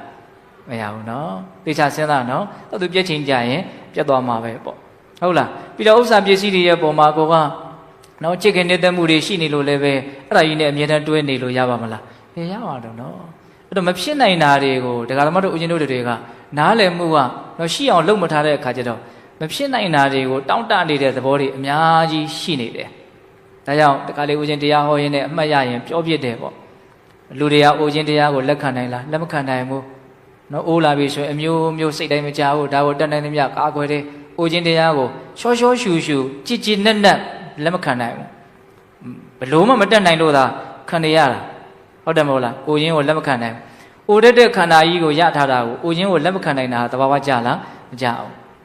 ်နာခြင်းရောလိုက်ခံနိုင်လားလို့မေးပိုးတောင်လက်မခံနိုင်သေးတယ်နော်နားလာပြီဆိုရင်ပိုးပြီးတော့တောင်ဆိုးဆိုးဝါတုံ့ပြန်ကြတာများတယ်တကယ်တမ်းခန္ဓာကိုယ်ဆိုတာနာတတ်တဲ့ခန္ဓာကိုယ်ကြီးပဲလေနာတာသူ့လို့သူလို့တာလက်မခံနိုင်ဘူးဆိုတာအဲ့ဒါကိုနားမလဲလို့နော်အိုတာလည်းလက်မခံနိုင်ဘူးနာတာလည်းလက်မခံနိုင်ဘူးသေတာကြတော့ရောပိုးလို့တောင်လက်မခံနိုင်သေးတယ်ဟုတ်တယ်မဟုတ်လားသေတဲ့ခန္ဓာကိုယ်ကြီးကိုရထားပြီးတော့သေတာကိုလက်မခံနိုင်ဘူးအဲ့တော့ဘာလဲအဖြောင်ပြောလိုက်မယ်ဆိုရင်ဦးဇင်းတို့တွေကမအိုတာကိုရကျင်တယ်မနာတာကိုရကျင်တယ်မသေးတာကိုရကျင်တယ်ရကျင်တာလေးတော့တော်တော်ကောင်းတယ်ဒါပေမဲ့ခက်နေတာကခန္ဓာလက်ရှိနဲ့ရကျင်တဲ့ကိစ္စခက်နေတာဟုတ်တယ်မဟုတ်လားစဉ်းစားနော်ခန္ဓာလက်ရှိနဲ့တော့မအိုတဲ့ဟာကိုရနိုင်မလားပြောရရင်ပွင့်ပွင့်လင်းလင်းပြောရရင်မအိုတဲ့ခန္ဓာကိုရရင်လားမနာတဲ့ခန္ဓာကိုရရင်လားမသေးတဲ့ခန္ဓာကိုရရင်အဲ့ဒီခန္ဓာကိုယ်မျိုးရှိလားမရှိဘူးဒါပဲအဲ့ဒါကိုနားလည်အောင်ကိုယ်ပြောင်းအောင်လုပ်ရမှာနော်မအိုတဲ့ခန္ဓာမျိုးမရှိဘူးမနာတဲ့ခန္ဓာမျိုးမရှိဘူးမသေးတဲ့ခန္ဓာမျိုးမရှိဘူးအဲ့တော့ဦးဇင်းတို့တွေကခန္ဓာကိုတော့ရကျင်တယ်ဥချင်းနာချင်းသေချင်းကိုတန်တန်လေးခွဲပြီးတော့အဲ့ဒါမပါခဲနဲ့လို့လှုပ်ချင်အဲ့ဒီဆန္ဒဟာတဘာဝကြတဲ့ဆန္ဒဟုတ်လားမဟုတ်နော်အဲ့တော့ခန္ဓာကိုရကျင်တယ်ဆိုရင်တော့ခန္ဓာကိုနှစ်သက်တယ်ဆိုရင်တော့ဥချင်းကိုလည်းပဲတော့တွဲပြီးတော့လက်ခံနိုင်ဖို့လိုတယ်နာခြင်းကိုလည်းတွဲပြီးတော့လက်ခံနိုင်ဖို့လိုတယ်သေခြင်းကိုလည်းတွဲပြီးတော့လက်ခံနိုင်ဖို့လိုတယ်လက်မခံနိုင်လဲ तू ကတော့ဖဲထွက်ပြီးတော့နေရမှာမဟုတ်ဘူးတွဲပြီးတော့ပါလာမှာပဲအဲ့တော့လက်မခံနိုင်ဘူးဆိုတာဘာကိုပြနေတာကိုယ့်ရဲ့နားမလဲနိုင်မှုကိုပြနေတာဟုတ်တယ်မဟုတ်လားအဲ့တော့အခုပြောနေတဲ့လူတွေရောနားထောင်နေတဲ့လူတွေရောအပြည့်အဝလက်မခံနိုင်ကြသေးဘူးနော်ဒါကိုလောက်အောင်ပဲလူသေးတယ်ဆိုတာကိုပြနေတာဟုတ်တယ်မဟုတ်လားဒါကြောင့်မလို့ဦးဇင်းတို့ယံပိဋ္ဌာနလပတိတံပိဒုက္ခကြောက်ရတယ်နော်။အားလည်းအိဗေဟာကိုဖြစ်ချင်တာကိုရချင်တာမရတာရမ်းဆင်းရဲတယ်လို့ပြောတာ။အဲ့ဒါကိုဘယ်လိုအိဗေဖွင့်တော့နော်။ကိုကမအိုခြင်းဘူးခန္ဓာကိုယ်ကြီးကအိုမယ်။ဟောကိုဖြစ်ချင်တာဖြစ်လား။အဲ့ဒီမှာဒုက္ခရောက်တာ။အဲ့လိုဆိုရင်စဉ်းစားအိုတာကဒုက္ခလားမအိုချင်တာကဒုက္ခလား။ဟောအဖြေကတက်တက်ကိုယ်ဖြစ်လာပြီနော်။အိုတာလည်းဒုက္ခပါပဲ။အိုတာလည်းဒုက္ခမဟုတ်ဘူး။သို့တော့အိုတဲ့ဒုက္ခတဲ့မအိုချင်တဲ့ဒုက္ခကပို့ပြီးတော့လေးလံနေတာ။ နာရတဲ့ဒုက္ခတဲ့မနာခြင်းတဲ့ဒုက္ခတွန်းလှန်နေတဲ့မကျင်တဲ့ဒုက္ခကပို့ပြီးတော့ကြီးမားနေတယ်။သေရတဲ့ဒုက္ခတဲ့မသေးခြင်းလို့ဖြစ်ရတဲ့ဒုက္ခကပို့ပြီးတော့ဆင်းရဲနေတယ်။ဒါကိုမြင်ဖို့လိုတယ်။ခန္ဓာကိုယ်ကြီးကသူ့အတူအိုးနေနားနေသေးနေလို့ဆင်းရတဲ့ကြားထဲမှာကျွတ်တို့ကမရှိတဲ့မရှိတတ်တဲ့သဘာဝမကျတဲ့အလိုဆန္ဒတွေလွှမ်းနေတာကပို့ပြီးတော့ဆင်းရဲစေတယ်။အဲ့ဒါကိုဦးဇင်းတို့ရှင်းအောင်လုပ်ဖို့လိုတယ်ပေါ့နော်။တွေ့မှာနော်ဒီဥစ္စာကတွေ့မှာတစ်ချိန်ကြာရင်တွေ့မှာဒါကိုလူတွေကငါမှဒီကိစ္စကိုဖြေရှင်းနိုင်တဲ့အစွမ်းမရှိသေးဘူးဆိုတာကိုမရိပ်မိသေးဘူးသဘောမပေါက်သေးဘူးတော့ရှာဖို့ဖွေဖို့ပဲတင်းတောင်တင်းနဲ့နေနိုင်ဖို့ပဲလူချင်းတူတူနေနိုင်ဖို့ပဲဒါတွေအရင်အရေးကြီးတယ်ထင်နေတာပေါ့နော်အဲ့ဒါတွေကတကယ်တိတ်ပြီးတော့အရေးကြီးတာမဟုတ်ကိုအရေးကြီးခြင်းလို့ကြီးနေတာဒီဟာအခုပြောတာဟာကိုအရေးကြီးခြင်းဒီဖြစ်တယ်မကြီးခြင်းဖြစ်တယ်သူကြီးကိုကြီးနေတာအဲ့ဒီကိစ္စကသဘောပေါက်မလားမသိဘူးဟိုဟာကိုဟာကိုလှုပ်ပြီးတော့ကြီးနေတာနော်ဒါကြောင့်ပေးတော်ပေါင်းသူတော်ကောင်းတို့ဘုရားလောင်းခုပြောတဲ့စကားတွေကိုတည်တည်ချာချာမှတ်ရနော်ငဲ့ကွက်ချင်းတဲ့တကွာသေရတာဟာဆင်းရဲတယ်ငဲ့ကွက်ချင်းတဲ့တကွာသေရတာဟာကဲ့ရဲ့တိုက်တယ်ဒါကြောင့်ရှိနေတာတွေရဲ့ပုံမှာချစ်ခင်နှစ်သက်မှုကိုဆွန့်လိုက်ပါအသက်ရဲ့ပုံမှာငဲ့ကွက်မှုကိုမထားပါနဲ့သေအောင်လုပ်လို့ပြောတာမဟုတ်ဘူးနော်ဟုတ်လားသူသေတရားရှိလို့သေလာလည်းပဲထားလိုက်နိုင်တဲ့စိတ်ရှိဖို့ပေါ့နေတော့ကနေခဲ့ပြီပဲကိုနေရတဲ့အနေထားကြီးဟာအမြဲတမ်းနေရမယ့်အနေထားမျိုးမဟုတ်ဘူးအဲ့တော့တကယ်လို့ဒကာဓမ္မတို့အချင်းတို့တွေကကိုလည်းအကြည်လေတော့မေးစရာကောင်းတာပေါ့ငါမအိုခြင်းဘူးမနာခြင်းဘူးမသေးခြင်းဘူးအဲ့ဒါတကယ်ဟုတ်လားတကယ်ဟုတ်တယ်ဆိုလို့ရှိရင်နော်ဘဝတစ်ဖန်မဖြစ်အောင်လုပ်ဖို့ပဲရှိတယ်ဆိုတဲ့အဖြေမှန်ကိုရအောင်လုပ်အောင်နော်ခန္ဓာလည်းရှိနေတော့အိုရလိမ့်မယ်နားလိမ့်မယ်သေရလိမ့်မယ်တနည်းအားဖြင့်အိုတဲ့နာတဲ့သေတဲ့ခန္ဓာပဲရှိတယ်မအိုတဲ့မနာတဲ့မသေတဲ့ခန္ဓာမရှိဘူးမအိုခြင်းဘူးမနာခြင်းဘူးမသေးခြင်းဘူးဆိုရင်ခန္ဓာကိုမရမှာဘဝကိုမရမှာမအိုမနာမသိမှုကရမှာခုကခက်တာကခန္ဓာကိုကြတော့ရခြင်းတယ်သူ့ရဲ့သဘာဝဖြစ်တဲ့အိုခြင်းနာခြင်းသိခြင်းကိုတော့လက်မခံနိုင်ဘူးအဲ့လိုဖြစ်နေအဲ့ဒါကိုကိုကြည်လေအောင်မလုပ်ဖို့လို့တော့စဉ်းစားဖို့လိုတယ်စဉ်းစားယုံမျှနဲ့တော့ပြည်လေသွားမှာတော့လေမဟုတ်ဘူးနော်ဟုတ်လားအဲ့လိုမျိုးဘုရားလောင်းကသင်ပေးတဲ့အခါကျတော့မိဖုရားကြီးကငိုတာပေါ့သူထင်တဲ့အတိုင်းပဲဟုတ်တယ်သူဟာနဲ့ရွာဆန်တော့မယ်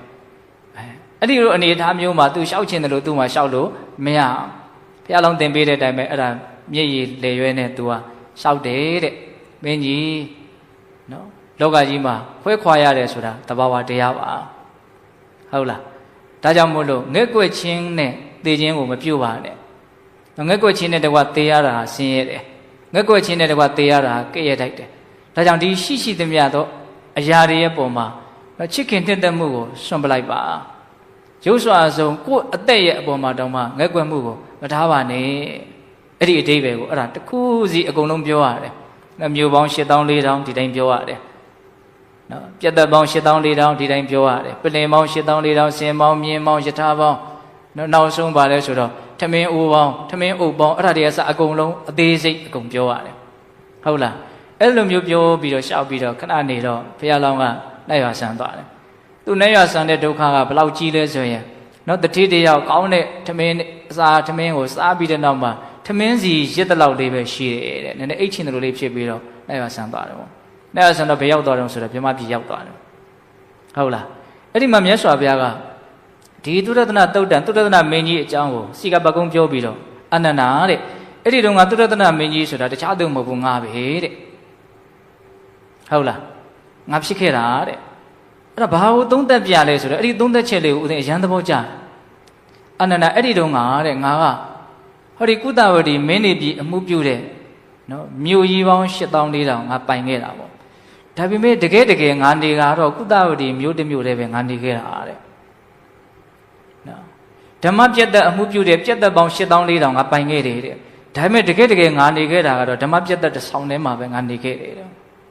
နော်တလွန်ပေါင်း8400ငါပိုင်ခဲ့တယ်ဒါပေမဲ့ငါအိတ်ခဲ့တာကတော့တလွန်တစ်ခုတည်းပဲတဲ့မိဖုရားပေါင်း8400ငါပိုင်ခဲ့တယ်ဒါပေမဲ့ငါတကယ်အတူတူနေခဲ့တာကအဲ့ဒီသုဘရဒေဝီအမှုပြုတဲ့မိဖုရားခေါင်းကြီးတစ်ပါးပဲတဲ့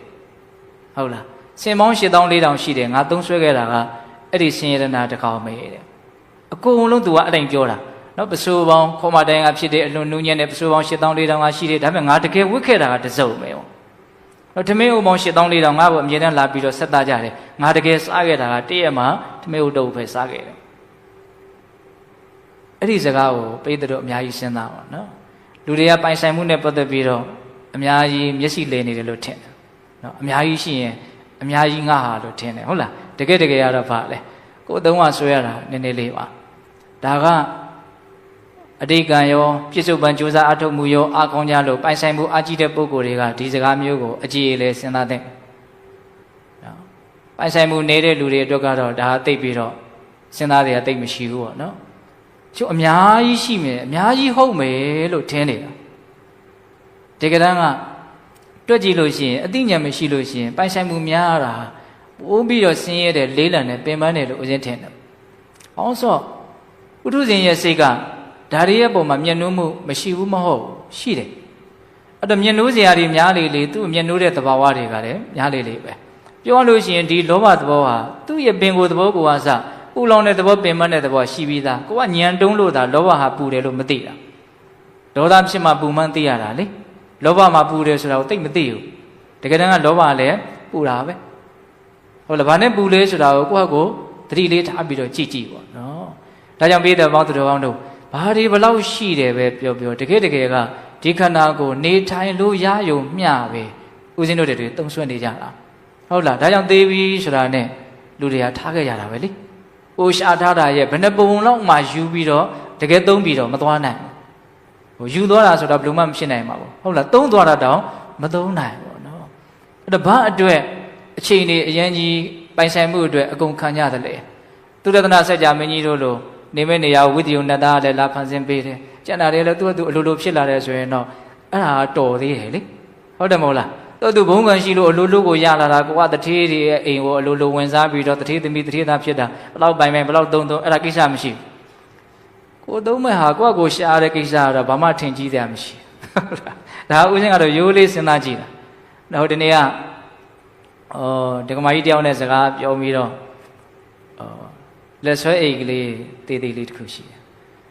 30လောက်တန်တယ်ဟာ30လောက်ကိုလည်းဘာမှမသိဘူးလေ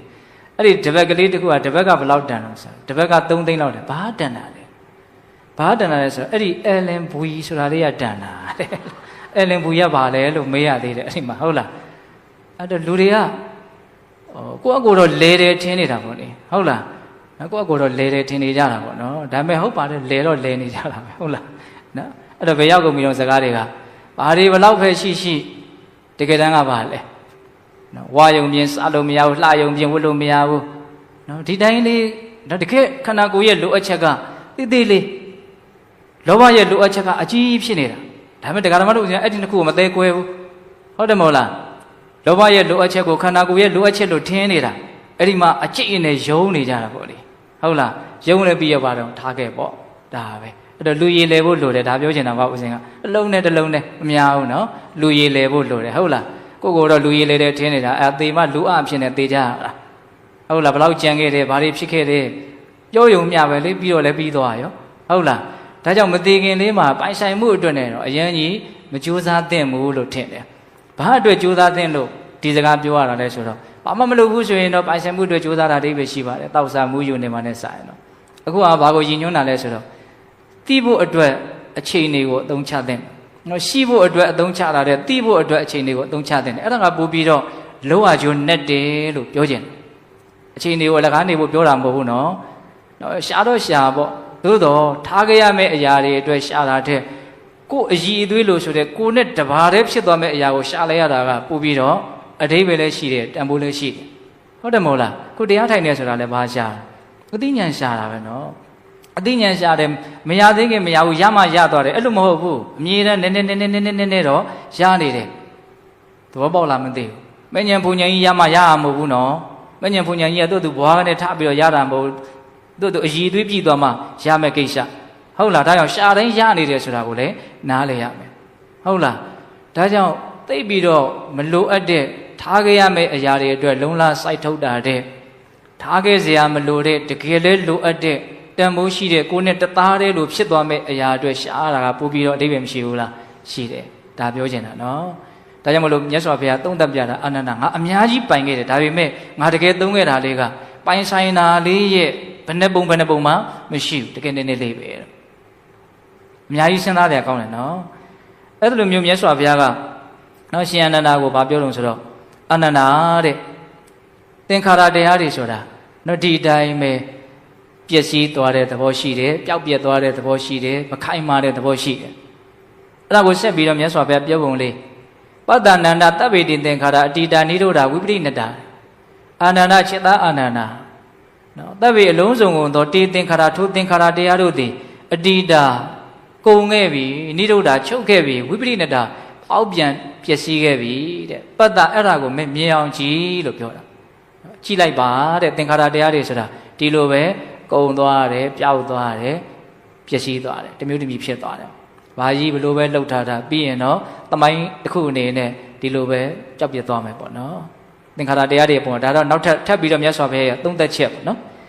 ဧဝံနိစ္စခောအနန္တသင်္ခါရဧဝံအတုဝါခောအနန္တသင်္ခါရဧဝံအနတ္တတိကတာခောအနန္တသင်္ခါရနော်သင်္ခါရရဲ့သဘောကိုအဲ့ဒါလိုလေးပြောပြီးတော့မြတ်စွာဘုရားအနှစ်ထုတ်ပြီးတော့သင်္ခါရဆိုတာဘယ်လိုသဘောရှိလဲဆိုတာကိုသုံးချက်ထပ်ပြီးတော့ပြောတယ်အဲ့ဒါကဘာလဲဆိုတော့အာနန္ဒจิตตအာနန္ဒဧဝံသင်္ခါရတရားတို့သည်ဧဝံဤသို့ဤဘုံအနိစ္စမတည်မြဲတဲ့သဘောရှိတယ်ဧဝံဤသို့ဤဘုံအတုဝါမခိုင်မာတဲ့သဘောရှိတယ်ဧဝံဤသို့ဤဘုံအနတ္တတိကာမတက်တာတဲ့သဘောရှိတယ်တဲ့သုံးချက်ပြောရနော်ဒါလေးလည်းပဲနည်းနည်းမှတ်စီခြင်းတယ်ဟုတ်လားသင်္ခါရတရားဆိုတာ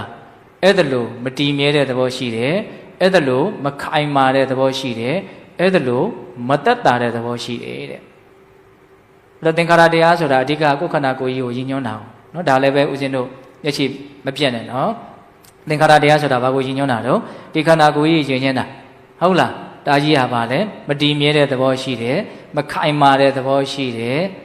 မတက်တာတဲ့သဘောရှိတယ်တဲ့ဟုတ်လားမတည်မြဲတဲ့အတွက်ကြောင့်ပျောက်သွားမှာနော်တစ်ချိန်ကြတော့ဒီနာမှာကိုဖြစ်ခဲ့တယ်ဆိုတော့ဘယ်သူမှမသိတဲ့အနေအထားကိုရောက်သွားမှာဟုတ်လားမခိုင်မြဲတဲ့အတွက်ကြောင့်ပြက်သွားမှာနော်တစ်ချိန်ကြရင်မသက်သာတဲ့သဘောရှိတဲ့အတွက်ကြောင့်ချမ်းသာဒုက္ခမဟုတ်ဆင်းရဲတယ်ပေါ့ဒါကိုဦးဇင်းတို့အမှန်တရားတွေကိုမြင်အောင်ကြည့်ဖို့လိုတယ်နော်အဖြေကတော့မြတ်စွာဘုရားတော့ထုတ်ပြသွားတာပဲကိုကမြင်အောင်လုပ်ဖို့ပဲလိုတယ်ပေါ့နော်အနေစာအတုဝအနတ္တတိကမတည်မြဲသောမခိုင်မာသောမသက်သာသောတဘာဝတရားပါလားလို့ကိုနားလည်ဖို့လိုတာပေါ့ဟုတ်လားအဲ့လိုပြောပြီးတော့မြတ်စွာဘုရားဗာမင်းရှိတုံဆိုတော့ယာဝင်ရှိတဲ့အာနန္ဒအလမေဝတပ္ပသင်္ခါရေတုနိဗ္ဗိန္တိတုံအလံဝိရိစိတုံအလံဝိမု ക്തി တုံနော်အာနန္ဒတဲ့အဲ့ဒါကြောင့်မို့လို့ဒီအလုံးစုံသောသင်္ခါရတရားတွေရဲ့ပုံမှာညီးငွေခြင်းကတင့်လာပြီတဲ့တပ္ပသင်္ခါရေတုအလုံးစုံသောသင်္ခါရတရားတို့ရဲ့ပေါ်၌နိဗ္ဗိန္တိတုံညီးငွေခြင်းကအလမေဝတင့်လာသည်သာဒီဒီတင့်လှသည်သာဒီဆိုတဲ့စကားလေးကအာအလွန်ပါတယ်ဟုတ်လားဖြစ်သင့်ပြီဒါဖြစ်သင့်ပြီဒီအသိဉာဏ်ရသင့်ပြီဒီတိုင်းကြီးမဖြစ်သင့်ဘူးပြောတဲ့စကားလေးကအဓိပ္ပာယ်အများကြီးပါတယ်နော်နိဗ္ဗိန္တိတုံညီးငွေခြင်းကအလားမေဝတင့်လှသည်သာဒီဝိရိစိတုံဆွဲမဲ့မှုကင်းခြင်းကအလံတင့်လှသည်သာဒီဝိမု ക്തി တုံလွတ်မြောက်ခြင်းကအလံတင့်လှသည်သာဒီတဲ့သုံးချက်တိုက်တွန်းတယ်နော်နိဗ္ဗိန္တိတုံညီးငွေခြင်းကဝိရိစိတုံဆွဲမဲ့မှုကင်းခြင်းကဝိမု ക്തി တုံလွတ်မြောက်ခြင်းကလွတ်မြောက်တယ်ဆိုတာကဖို့ဉဏ်ကိုပြောတာတဲ့ဆွဲမဲ့မှုကင်းတယ်ဆိုတာကမဲ့ဉဏ်ကိုပြောတာတဲ့နိဗ္ဗိန္တိတုံညီးငွေတယ်ဆိုတာကနိဗ္ဗိန္ဒဉာဏ်ကိုပြောတာနောက်သင်္ခါရတရားတွေရဲ့ပုံမှာနေစာဒုက္ခအနတ္တလက္ခဏာရေးသုံးပါးကိုမြင်အားတန်လို့ရှိရင်နိဗ္ဗိဒဉာဏ်ဆိုတာဖြစ်လာတော့နိဗ္ဗိဒဉာဏ်ထက်တန်လာလို့ရှိရင်ဆွဲမဲ့မှုကင်းတဲ့မဲ့ဉဏ်ဖြစ်လာတော့ဆွဲမဲ့မှုကင်းတဲ့မဲ့ဉဏ်ဖြစ်ရင်တော့အခြားမဲ့မှာပဲဖို့ဉဏ်ဆိုတာဖြစ်လာတယ်တိုက်တွန်းတာကတော့နိဗ္ဗိဒဉာဏ်ရဲ့မဲ့ဉဏ်ရဲ့ဖို့ဉဏ်ရဲ့ပေါ့နော်နိဗ္ဗိဒဉာဏ်ဆိုတာအလကားရမှာမဟုတ်ဘူးနော်တတိနဲ့တဘာဝတရားတွေရဲ့အကြောင်းကိုအမြဲတမ်းစောင့်ကြည့်နေမှအနေစာဒုက္ခအနတ္တတဘာဝတရားတို့ရဲ့လက္ခဏာကိုမြင်အားကြီးမှနိဗ္ဗိဒဉာဏ်ဆိုတာရနိုင်တာအဲ့ဒါကတခါတည်းတိုက်တွန်းပြီးသားဖြစ်တယ်လို့မဆိုနိုင်ဘူးလားဆိုနိုင်တယ်အဲ့ဒါလိုမြတ်စွာဘုရားကတိုက်တွန်းပြီးတော့ဘာပြောတော့ဆိုတော့အာနန္ဒာတဲ့ငါဟာဒီနေရာမှာအဲ့ဒီလိုစัจ जा မင်းကြီးအဖြစ်မျိုးနဲ့6ကြိမ်တိုင်တိုင်ငါရဲ့ခန္ဓာကိုယ်ကိုနော်ပြစ်ခဲ့ရပြီတဲ့6ကြိမ်တိုင်တိုင်ပြစ်ခဲ့ရပြီအခုဟာဒီနေရာမှာငါဟာ9ကြိမ်မြောက်ပြစ်ခြင်းပဲတဲ့နောက်ထပ်10ကြိမ်မြောက်ပြည့်ရမယ်ခန္ဓာငါမှာမရှိတော့ဘူးတဲ့ဒါရှောင်းလုံးမြတ်စွာဘုရားနောက်ဆုံးခန္ဓာကိုယ်ကိုပြစ်ချခြင်းပဲပေါ့နော်အဲ့လိုလေးမြတ်စွာဘုရားအဆုံးသတ်ပြီးတော့နော်ဘာလို့ဦးဇင်းတို့ရွတ်ဆိုလဲဆိုတော့ဘာနဲ့အဆုံးသတ်သွားလဲဆိုတော့ပေတတို့တချို့ရကောင်းရလိမ့်မယ်အနိစ္စဝတ္တသင်္ခါရဥပါဒဝယဓမ္မိနောဥပိစိတ်တဝနိရောဇန္တိတေတံဥပါဒမောဒုက္ခဟုတ်လားဒီကဒါလေးရှိတယ် ဦးဇင်းတို့ကတော့ဘုန်းကြီးကျောင်းသားဘွားတွေကစားဒီဂါထာလေးရရတယ်ပေါ့ဘာလို့ရတော့ဆိုတော့ဦးဇင်းတို့အရက်ဒေတာဘက်မှာနော်လူတယောက်သေးလို့အတုပချပြီဆိုလို့ရှိရင်သုတ်တံမှာဘုန်းကြီးတွေရောလူတွေရောရှိရှိသမျှအကုန်လုံးအဲ့ဒီနာရှိတဲ့လူတွေအကုန်လုံးဒီဂါထာလေးကို3 ချိန်ရွတ်ရတယ်အဲ့တော့ဘာတွေရွတ်သွားတယ်လို့ကလေးဆိုတော့တက်တက်ကွဲကွဲတော့မသိဘူးဒါပေမဲ့ကြားမှများတဲ့အခါကျတော့နားထဲမှာရင်းနေတာပေါ့နော်နေသဝတ္တသင်္ခါရဥပ္ပါဒဝယဓမိနောဥပ္ပိစိတဝနိရုဇန္တိတေတံဥပသမောတုခောမြတ်စွာဘုရားရဲ့ဒေသနာတော်တွေကိုအနှစ်ချုပ်လိုက်မယ်ဆိုရင်ဒီထဲမှာအကျိုးဝင်တယ်လို့တောင်ဆိုမယ်ဆိုရင်ဆိုနိုင်မယ်လို့ထင်တယ်ဟုတ်လားနေသဝတ္တသင်္ခါရတရားတွေဟာမတည်မြဲတဲ့သဘောရှိတယ်ဥပ္ပိစိတဝနိရုဇန္တိဖြစ်ပြီးတော့ကြောက်ွယ်သွားကြတယ်ဥပ္ပိစိတဝနိရုဇန္တိနော်ဒီစကားလေးကိုထဲထဲဝင်နားလည်အောင်တော့လုပ်ဖို့လိုတာပေါ့နော်နေသဝတ္တသင်္ခါရဥပ္ပါဒဝယဓမိနောဥပ္ပါဒဝယဓမိနောဖြစ်ပြီးတော့ပျက်စီးသွားရတယ်ဥပ္ပိစိတဝနိရုဇန္တိဖြစ်ပေါ်လာပြီးတော့ချုပ်ပြောက်သွားကြတယ်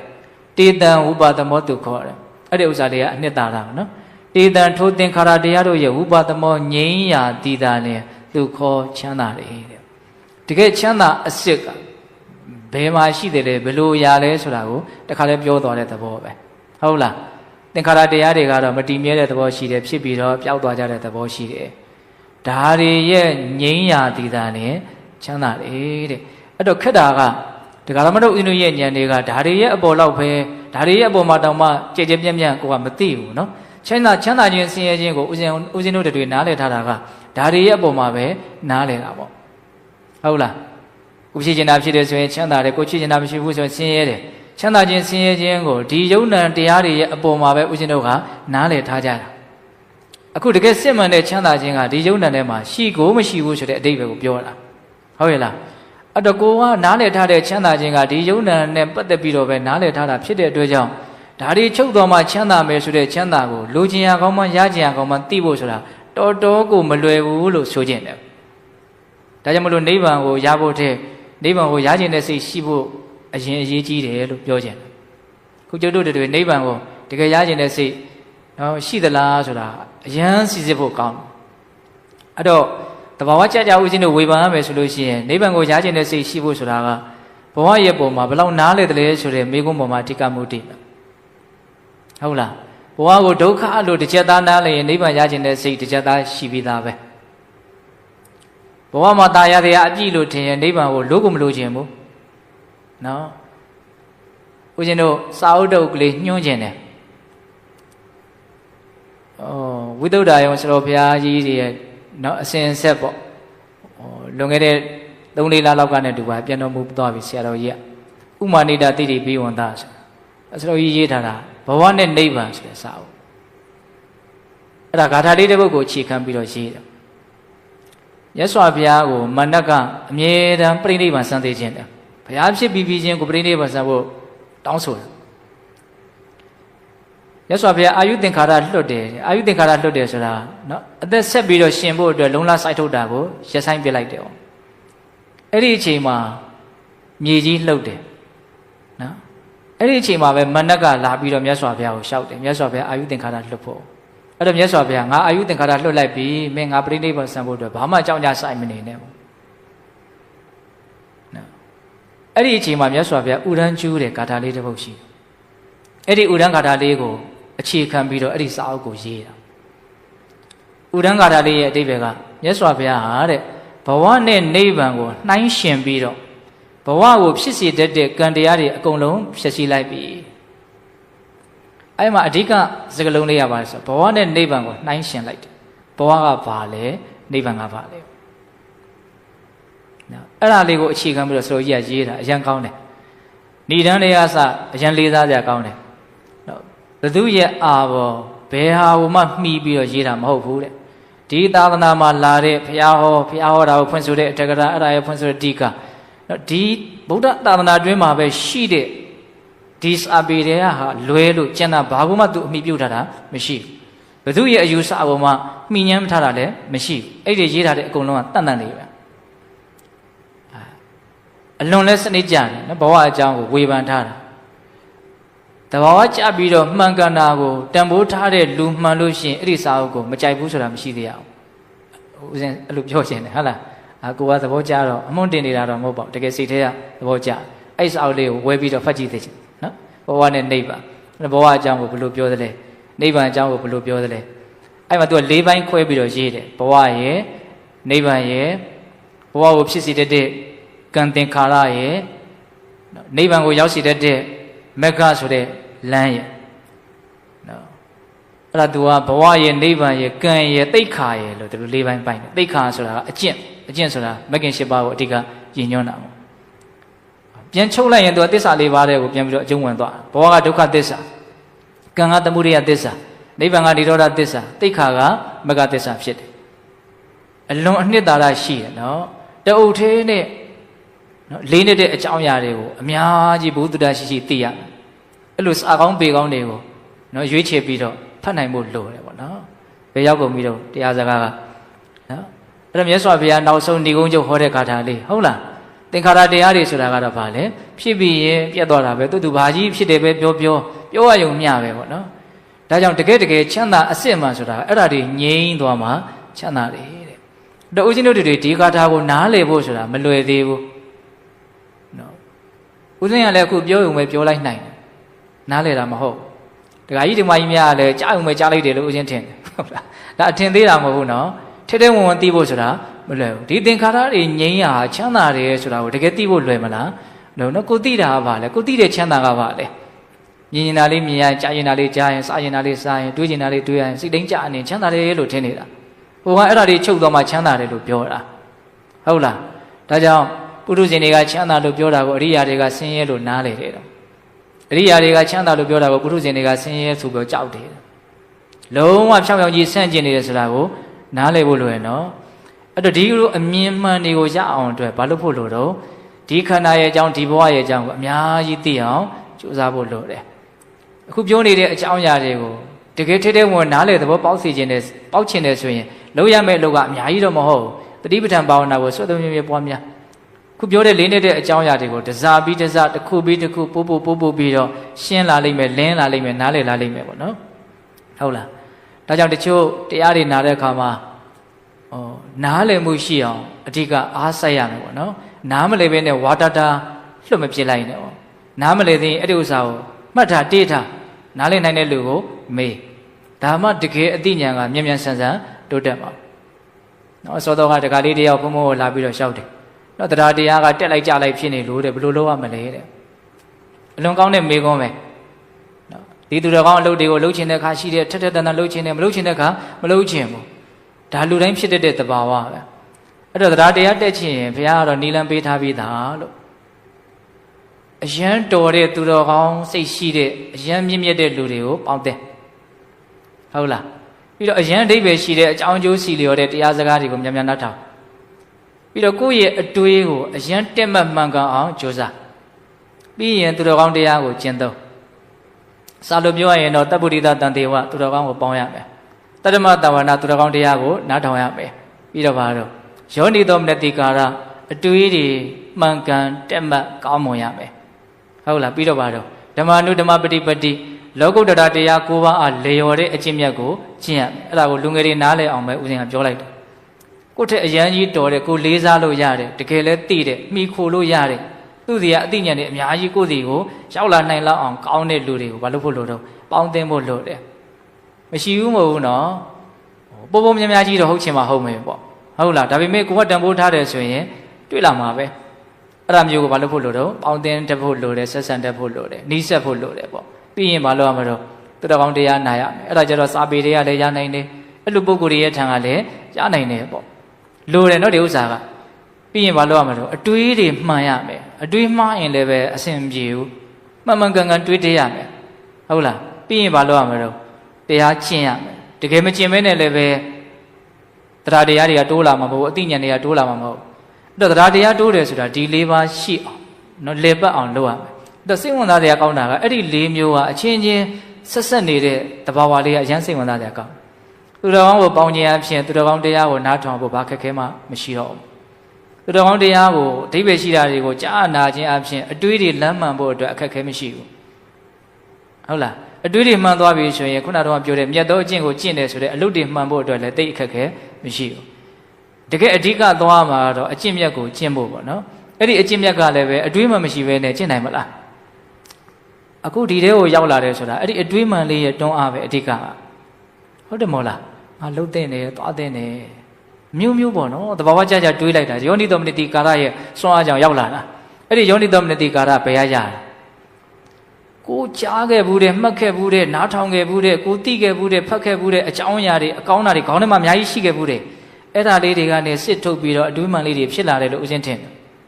အဲ့တော့ကိုကြားခဲ့ဘူးတဲ့ကောင်းတာတွေကဘယ်ရရလဲသူတော်ကောင်းတွေစီကပဲရတာပဲလေဟုတ်တယ်မဟုတ်လားဘလောက်ဆက်နေလဲဆိုတာကိုမြင်တတ်ဖို့လိုရနော်အေးအဲ့ဒီ၄ချက်ကိုလုံးမယ်ဆိုရင်ဒါအသိဉာဏ်တိုးကြောင်းလည်းဖြစ်တယ်တရားတရားတိုးကြောင်းလည်းဖြစ်တယ်အသိဉာဏ်တိုးပြီဆိုရင်တရားတရားလည်းတိုးတော့တာပဲယုံကြည်တဲ့အဆင့်တက်ကိုသူကကြော်လွန်သွားနိုင်သေးတယ်ဆိုလိုတာကကောင်းတဲ့လူတွေနဲ့ပေါင်းရင်ယုံကြည်စရာတွေကအများကြီးတွေ့ရတယ်နော်စကားကောင်းတွေကိုစာကောင်းပေကောင်းတွေဖတ်ရင်လည်းယုံကြည်စရာတွေကအများကြီးတွေ့ရတယ်အတွေးမှန်နေနဲ့ဆိုရင်လည်းယုံကြည်မှုတွေကတိုးလာတယ်တရားကိုကျင့်မယ်ဆိုရင်တော့အတိုင်းထက်အလွန်ယုံကြည်မှုကတိုးလာယုံစရာတွေအများကြီးတွေ့လာတယ်ပေါ့ပြောချင်တာကဟုတ်လားအဲ့တော့ဦးဇင်းတို့ပိဿပေါင်းသူတော်ကောင်းတို့မြတ်စွာဘုရားကနောက်ဆုံးဒီကုန်းချုပ်ဟောခဲ့တဲ့ဂါထာလေးကအလွန်တရာမှစဉ်းစားရမကောင်းဘူးလားတွေ့ကြုံနေရတဲ့ဖြစ်ပေါ်နေတဲ့ဒီသဘာဝတရားတွေကတော့ဖြစ်ပြီးရင်ပျောက်သွားတာပဲဒါကြောင့်မလို့ကောင်းမွန်တဲ့အရာမဟုတ်ဘူးလို့ဆိုလိုချင်တာပေါ့နော်ဒါတွေလုံးဝချုပ်သွားမှသာလေချမ်းသာတယ်လို့အတိအလင်းပြောတော်တယ်နော်တေတံဝုပသမောဒုက္ခတေတံအဲ့ဒီသင်္ခါရတရားတို့ရဲ့ဝုပသမောငြိမ်းရာသည်ဒုက္ခချမ်းသာတယ်ဒါကိုစွဲနေအောင်နားထဲကိုမှတ်ပါနော်တေတံဝုပသမောဒုက္ခတကယ်ချမ်းသာစိတ်ကဒါတွေငြိမ်းမှရမှာဒါတွေကလည်းဘယ်ချိန်ငြိမ်းမလို့မမောမှုကင်းမှငြိမ်းမှာနော်မမောမှုကဘယ်ချိန်ကင်းမှာတော့အမှန်သိမှမမောမှုကင်းမှာနော်အမှန်ကဘယ်ချိန်သိမှာတော့သတိစွမ်းအားကောင်းမှအမှန်သိမှာနော်ဟုတ်တယ်မဟုတ်လားသတိစွမ်းအားကောင်းရင်အမှန်သိလာမယ်အမှန်သိလာတာနဲ့မြတ်မမောမှုနည်းနည်းလာမယ်မမောမှုကင်းတဲ့အဆင့်ရောက်ရင်ဘာဖြစ်သွားမှာတော့ငြိမ်းမယ်ရောဒါတွေကတောက်ချင်လို့တောက်နေတဲ့မီးတွေပဲပူနေတာညည်းနေတာမီးတာအထက်ထဲနေတာဟုတ်လားညည်းတာကတော့ပူတယ်ညည်းတာပဲလှုပ်တာကတော့မီးတောင်ပဲလှုပ်နေတာလေဘယ်တော့ငြိမ်းနိုင်မလဲမငြိမ်းနိုင်ဘူးနော်ဒါကြောင့်ဒါပါလဲလို့မေးရင်မဟာသုတတနာသုတ်တံဟုတ်လားအဲ့တော့ဦးဇင်းတို့ဟောခဲ့တာအချိန်ရှည်ပြီဟုတ်လားနော်အကုန်လုံးပြန်ပြီးတော့အနှစ်ချုပ်ကြည့်မယ်နော်မြတ်စွာဘုရားဒီသုတ်တံကိုဘာကြောင့်ဟောတာတော့အခုသိနာယုံမြို့ငယ်လေးမှာပြိဋိဘမစမ်းပါနဲ့ဆိုတဲ့ရှင်အနန္ဒာရဲ့စကားကိုအကြောင်းပြုပြီးတော့အလွန်အကျိုးများတဲ့ဒီတရားဒေသနာကိုဟောခဲ့တာအဲ့ဒီတဲကအဓိကနားလည်ရမှာကဘလောက်ကြီးကျယ်ခန္ဓာမှုတွေဖြစ်ခဲ့သည်ဆိုစီကမှုအကုန်လုံးပြီးတော့လည်းပဲအနိစ္စအမီးရဲ့ဝါမျိုးခြင်းကိုခံကြရတာကြီးပဲအဓိကအနှစ်သာရလေးကတော့ဒါပဲနော်ဒီတဲကအသေးစိတ်အနှစ်သာရအနေနဲ့ဘယ်လိုမှတ်ဦးမလဲဒီလောက်ကြီးကျယ်ခန္ဓာတဲ့အကျိုးရလဒ်ကိုရခဲ့တာဟာဒါနရဲ့ဓမ္မရဲ့သီလရဲ့ဆိုတဲ့သူတော်ကောင်းတရားကိုကျင့်သုံးခဲ့မှုကြောင့်ရခဲ့တာလို့မြတ်စွာဘုရားကိုယ်တော်တိုင်ဟောတယ်ဟုတ်လားနောက်ထပ်ဆက်ပြီးတော့မှတ်သားစရာကောင်းတာကဘာလဲငဲ့ကွက်ခြင်းဖြင့်သေခြင်းဟာဆင်းရဲတယ်ငဲ့ကွက်ခြင်းဖြင့်သေခြင်းဟာကဲ့ရဲ့တိုက်တယ်ဒါကြောင့်အားလုံးရဲ့ပုံမှာချစ်ခင်တဲ့မှုကိုစွန့်ပြီးတော့အသက်ရဲ့ပုံမှာငဲ့ကွက်မှုကိုမထားပါနဲ့တဲ့ဟုတ်လားဒါလေးကမှတ်သားစရာကောင်းတယ်နော်နောက်ဆုံးဏိဂုံးချုပ်ကပါလဲသင်္ခါရတရားတွေဟာဒီလိုပဲမတည်မြဲတဲ့သဘောမခိုင်မာတဲ့သဘောမသက်သာတဲ့သဘောရှိတယ်ဒါကြောင့်ဒါတွေငြိမ်းသွားခြင်းတည်တာနဲ့ချမ်းသာတယ်အဓိကအဲ့ဒါပဲနော်ဒါကြောင့်ပိဿပေါင်းသူတော်ကောင်းတို့သည်မြတ်စွာဘုရားရဲ့အဆုံးအမတွေကိုစွမ်းအားရှိသမျှလိုက်နာကျင့်သုံးပြီးတော့စစ်မှန်တဲ့ချမ်းသာကိုအရယူနိုင်ကြတဲ့သူတော်ကောင်းတွေဖြစ်ကြပါစေလို့ဦးဇင်းတို့ဆန္ဒပြုပြီးတော့ဒီကနေ့ပိဿပေါင်းသူတော်ကောင်းတို့ကြိုးပမ်းအထောက်ကြရသောဒါနသီလသမာဓိပညာကုသိုလ်ကောင်းမှုအစွတ်စွတ်တို့ရဲ့စွမ်းတတ္တိကြောင့်ဘုရားတပည့်တော်တို့သည်မဉ္ဇဉ်ဘုံဉ္ဇဉ်မျက်နှိပ်ပံကိုလင်းမြန်ထုတ်ချောင်းမျက်မှောက်ပြုဝရစေကုန်သောဟုပတ္တနာအောင်စုပြုကြဂုံရာတတိဝါတုတဗ္ဗမင်္ဂလာရကံတုတဗ္ဗဒေဝတာတဗ္ဗဗုဒ္ဓနုဝဝေနတရာဒုက္ခိဝန္တုတိဝါတုတဗ္ဗမင်္ဂလာရကံတုတဗ္ဗဒေဝတာတဗ္ဗဓမ္မနုဝဝေနတရာဒုက္ခိဝန္တုတိဝါတုတဗ္ဗမင်္ဂလာရကံတုတဗ္ဗဒေဝတာတဗ္ဗတံဃာနုဝဝေနတရာဒုက္ခိဝန္တုတိဒီတုမကံတေတရားနာပိသပေါင်းတော်ကောင်းတို့စာတာအလုံးသောတတ္တဝအနန္တတို့အားတဗ္ဗမင်္ဂလာလောကီလောကုတ္တရာကောင်းဆိုသည်မြတ်မင်္ဂလာဝဝတိဘဝတို့ကောင်းစွာမသိဖြစ်တော်မူကြပါစေတည်းတဗ္ဗတိဝတ္တမိမိတို့ခန္ဓာကိုယ်မှာစောင့်ကြနေကြကုန်သောနတ်မိမိတို့အိမ်မှာစောင့်ကြနေကြကုန်သောနတ်မိမိတို့သာသနာမိမိတို့ကဘာမှာစောင့်ကြနေကြကုန်သောနတ်မြတ်နှကောင်းနာပေါင်းတို့ကလည်းပဲ ရက္ခဏုကောင်းစွာမသွေဆောင်လျှောက်တော်မူနိုင်ကြပါစေတည်းတဗ္ဗဗုဒ္ဓနုဘဝေနကင်္ဂဝါလူသေးစုမကပွင့်တော်မူကြတဲ့သုတ္တရဘဘုရားရှင်ကိုယ်တော်မြတ်တို့ရဲ့တကူတေဇောအာနုဘော်တော်တို့ကြောင့်၎င်းတဗ္ဗဓမ္မနုဘဝေနမေလီတံဖူလီတံနိဗ္ဗာန်တည်တည်ဆိုသောဆေရသောတရားတော်မြတ်တို့ရဲ့တကူတေဇောအာနုဘော်တော်တို့ကြောင့်၎င်းတဗ္ဗတံဃာနုဘဝေနမေဃထံ၄ရောက်ပလတံ၄ရောက်ဆိုသောရှေယောတော်ရိယတန်ခါရှင်မြတ်တို့နဲ့တကွာတိလကိုသမာဓိကိုပညာကိုတို့နဲ့ပြည့်စုံတော်မူရတဲ့သမုဒိတံဃာအရှင်ကောင်းရှင်မြတ်ပေါင်းတို့ရဲ့တကုတေဇောအာနုဘော်တော်တို့ရောက်၎င်းတရားနေရောညပါဘေကမဆိုင်ချိန်ရှိတိုင်းချိန်ရှိတိုင်းဒုက္ခိကိုစိတ်နှပြချမ်းမာချမ်းသာခြင်းရှိကြကုန်သည်ဘဝတို့ကောင်းစွာမသွေဖြစ်တော်မူကြပါစေတည်း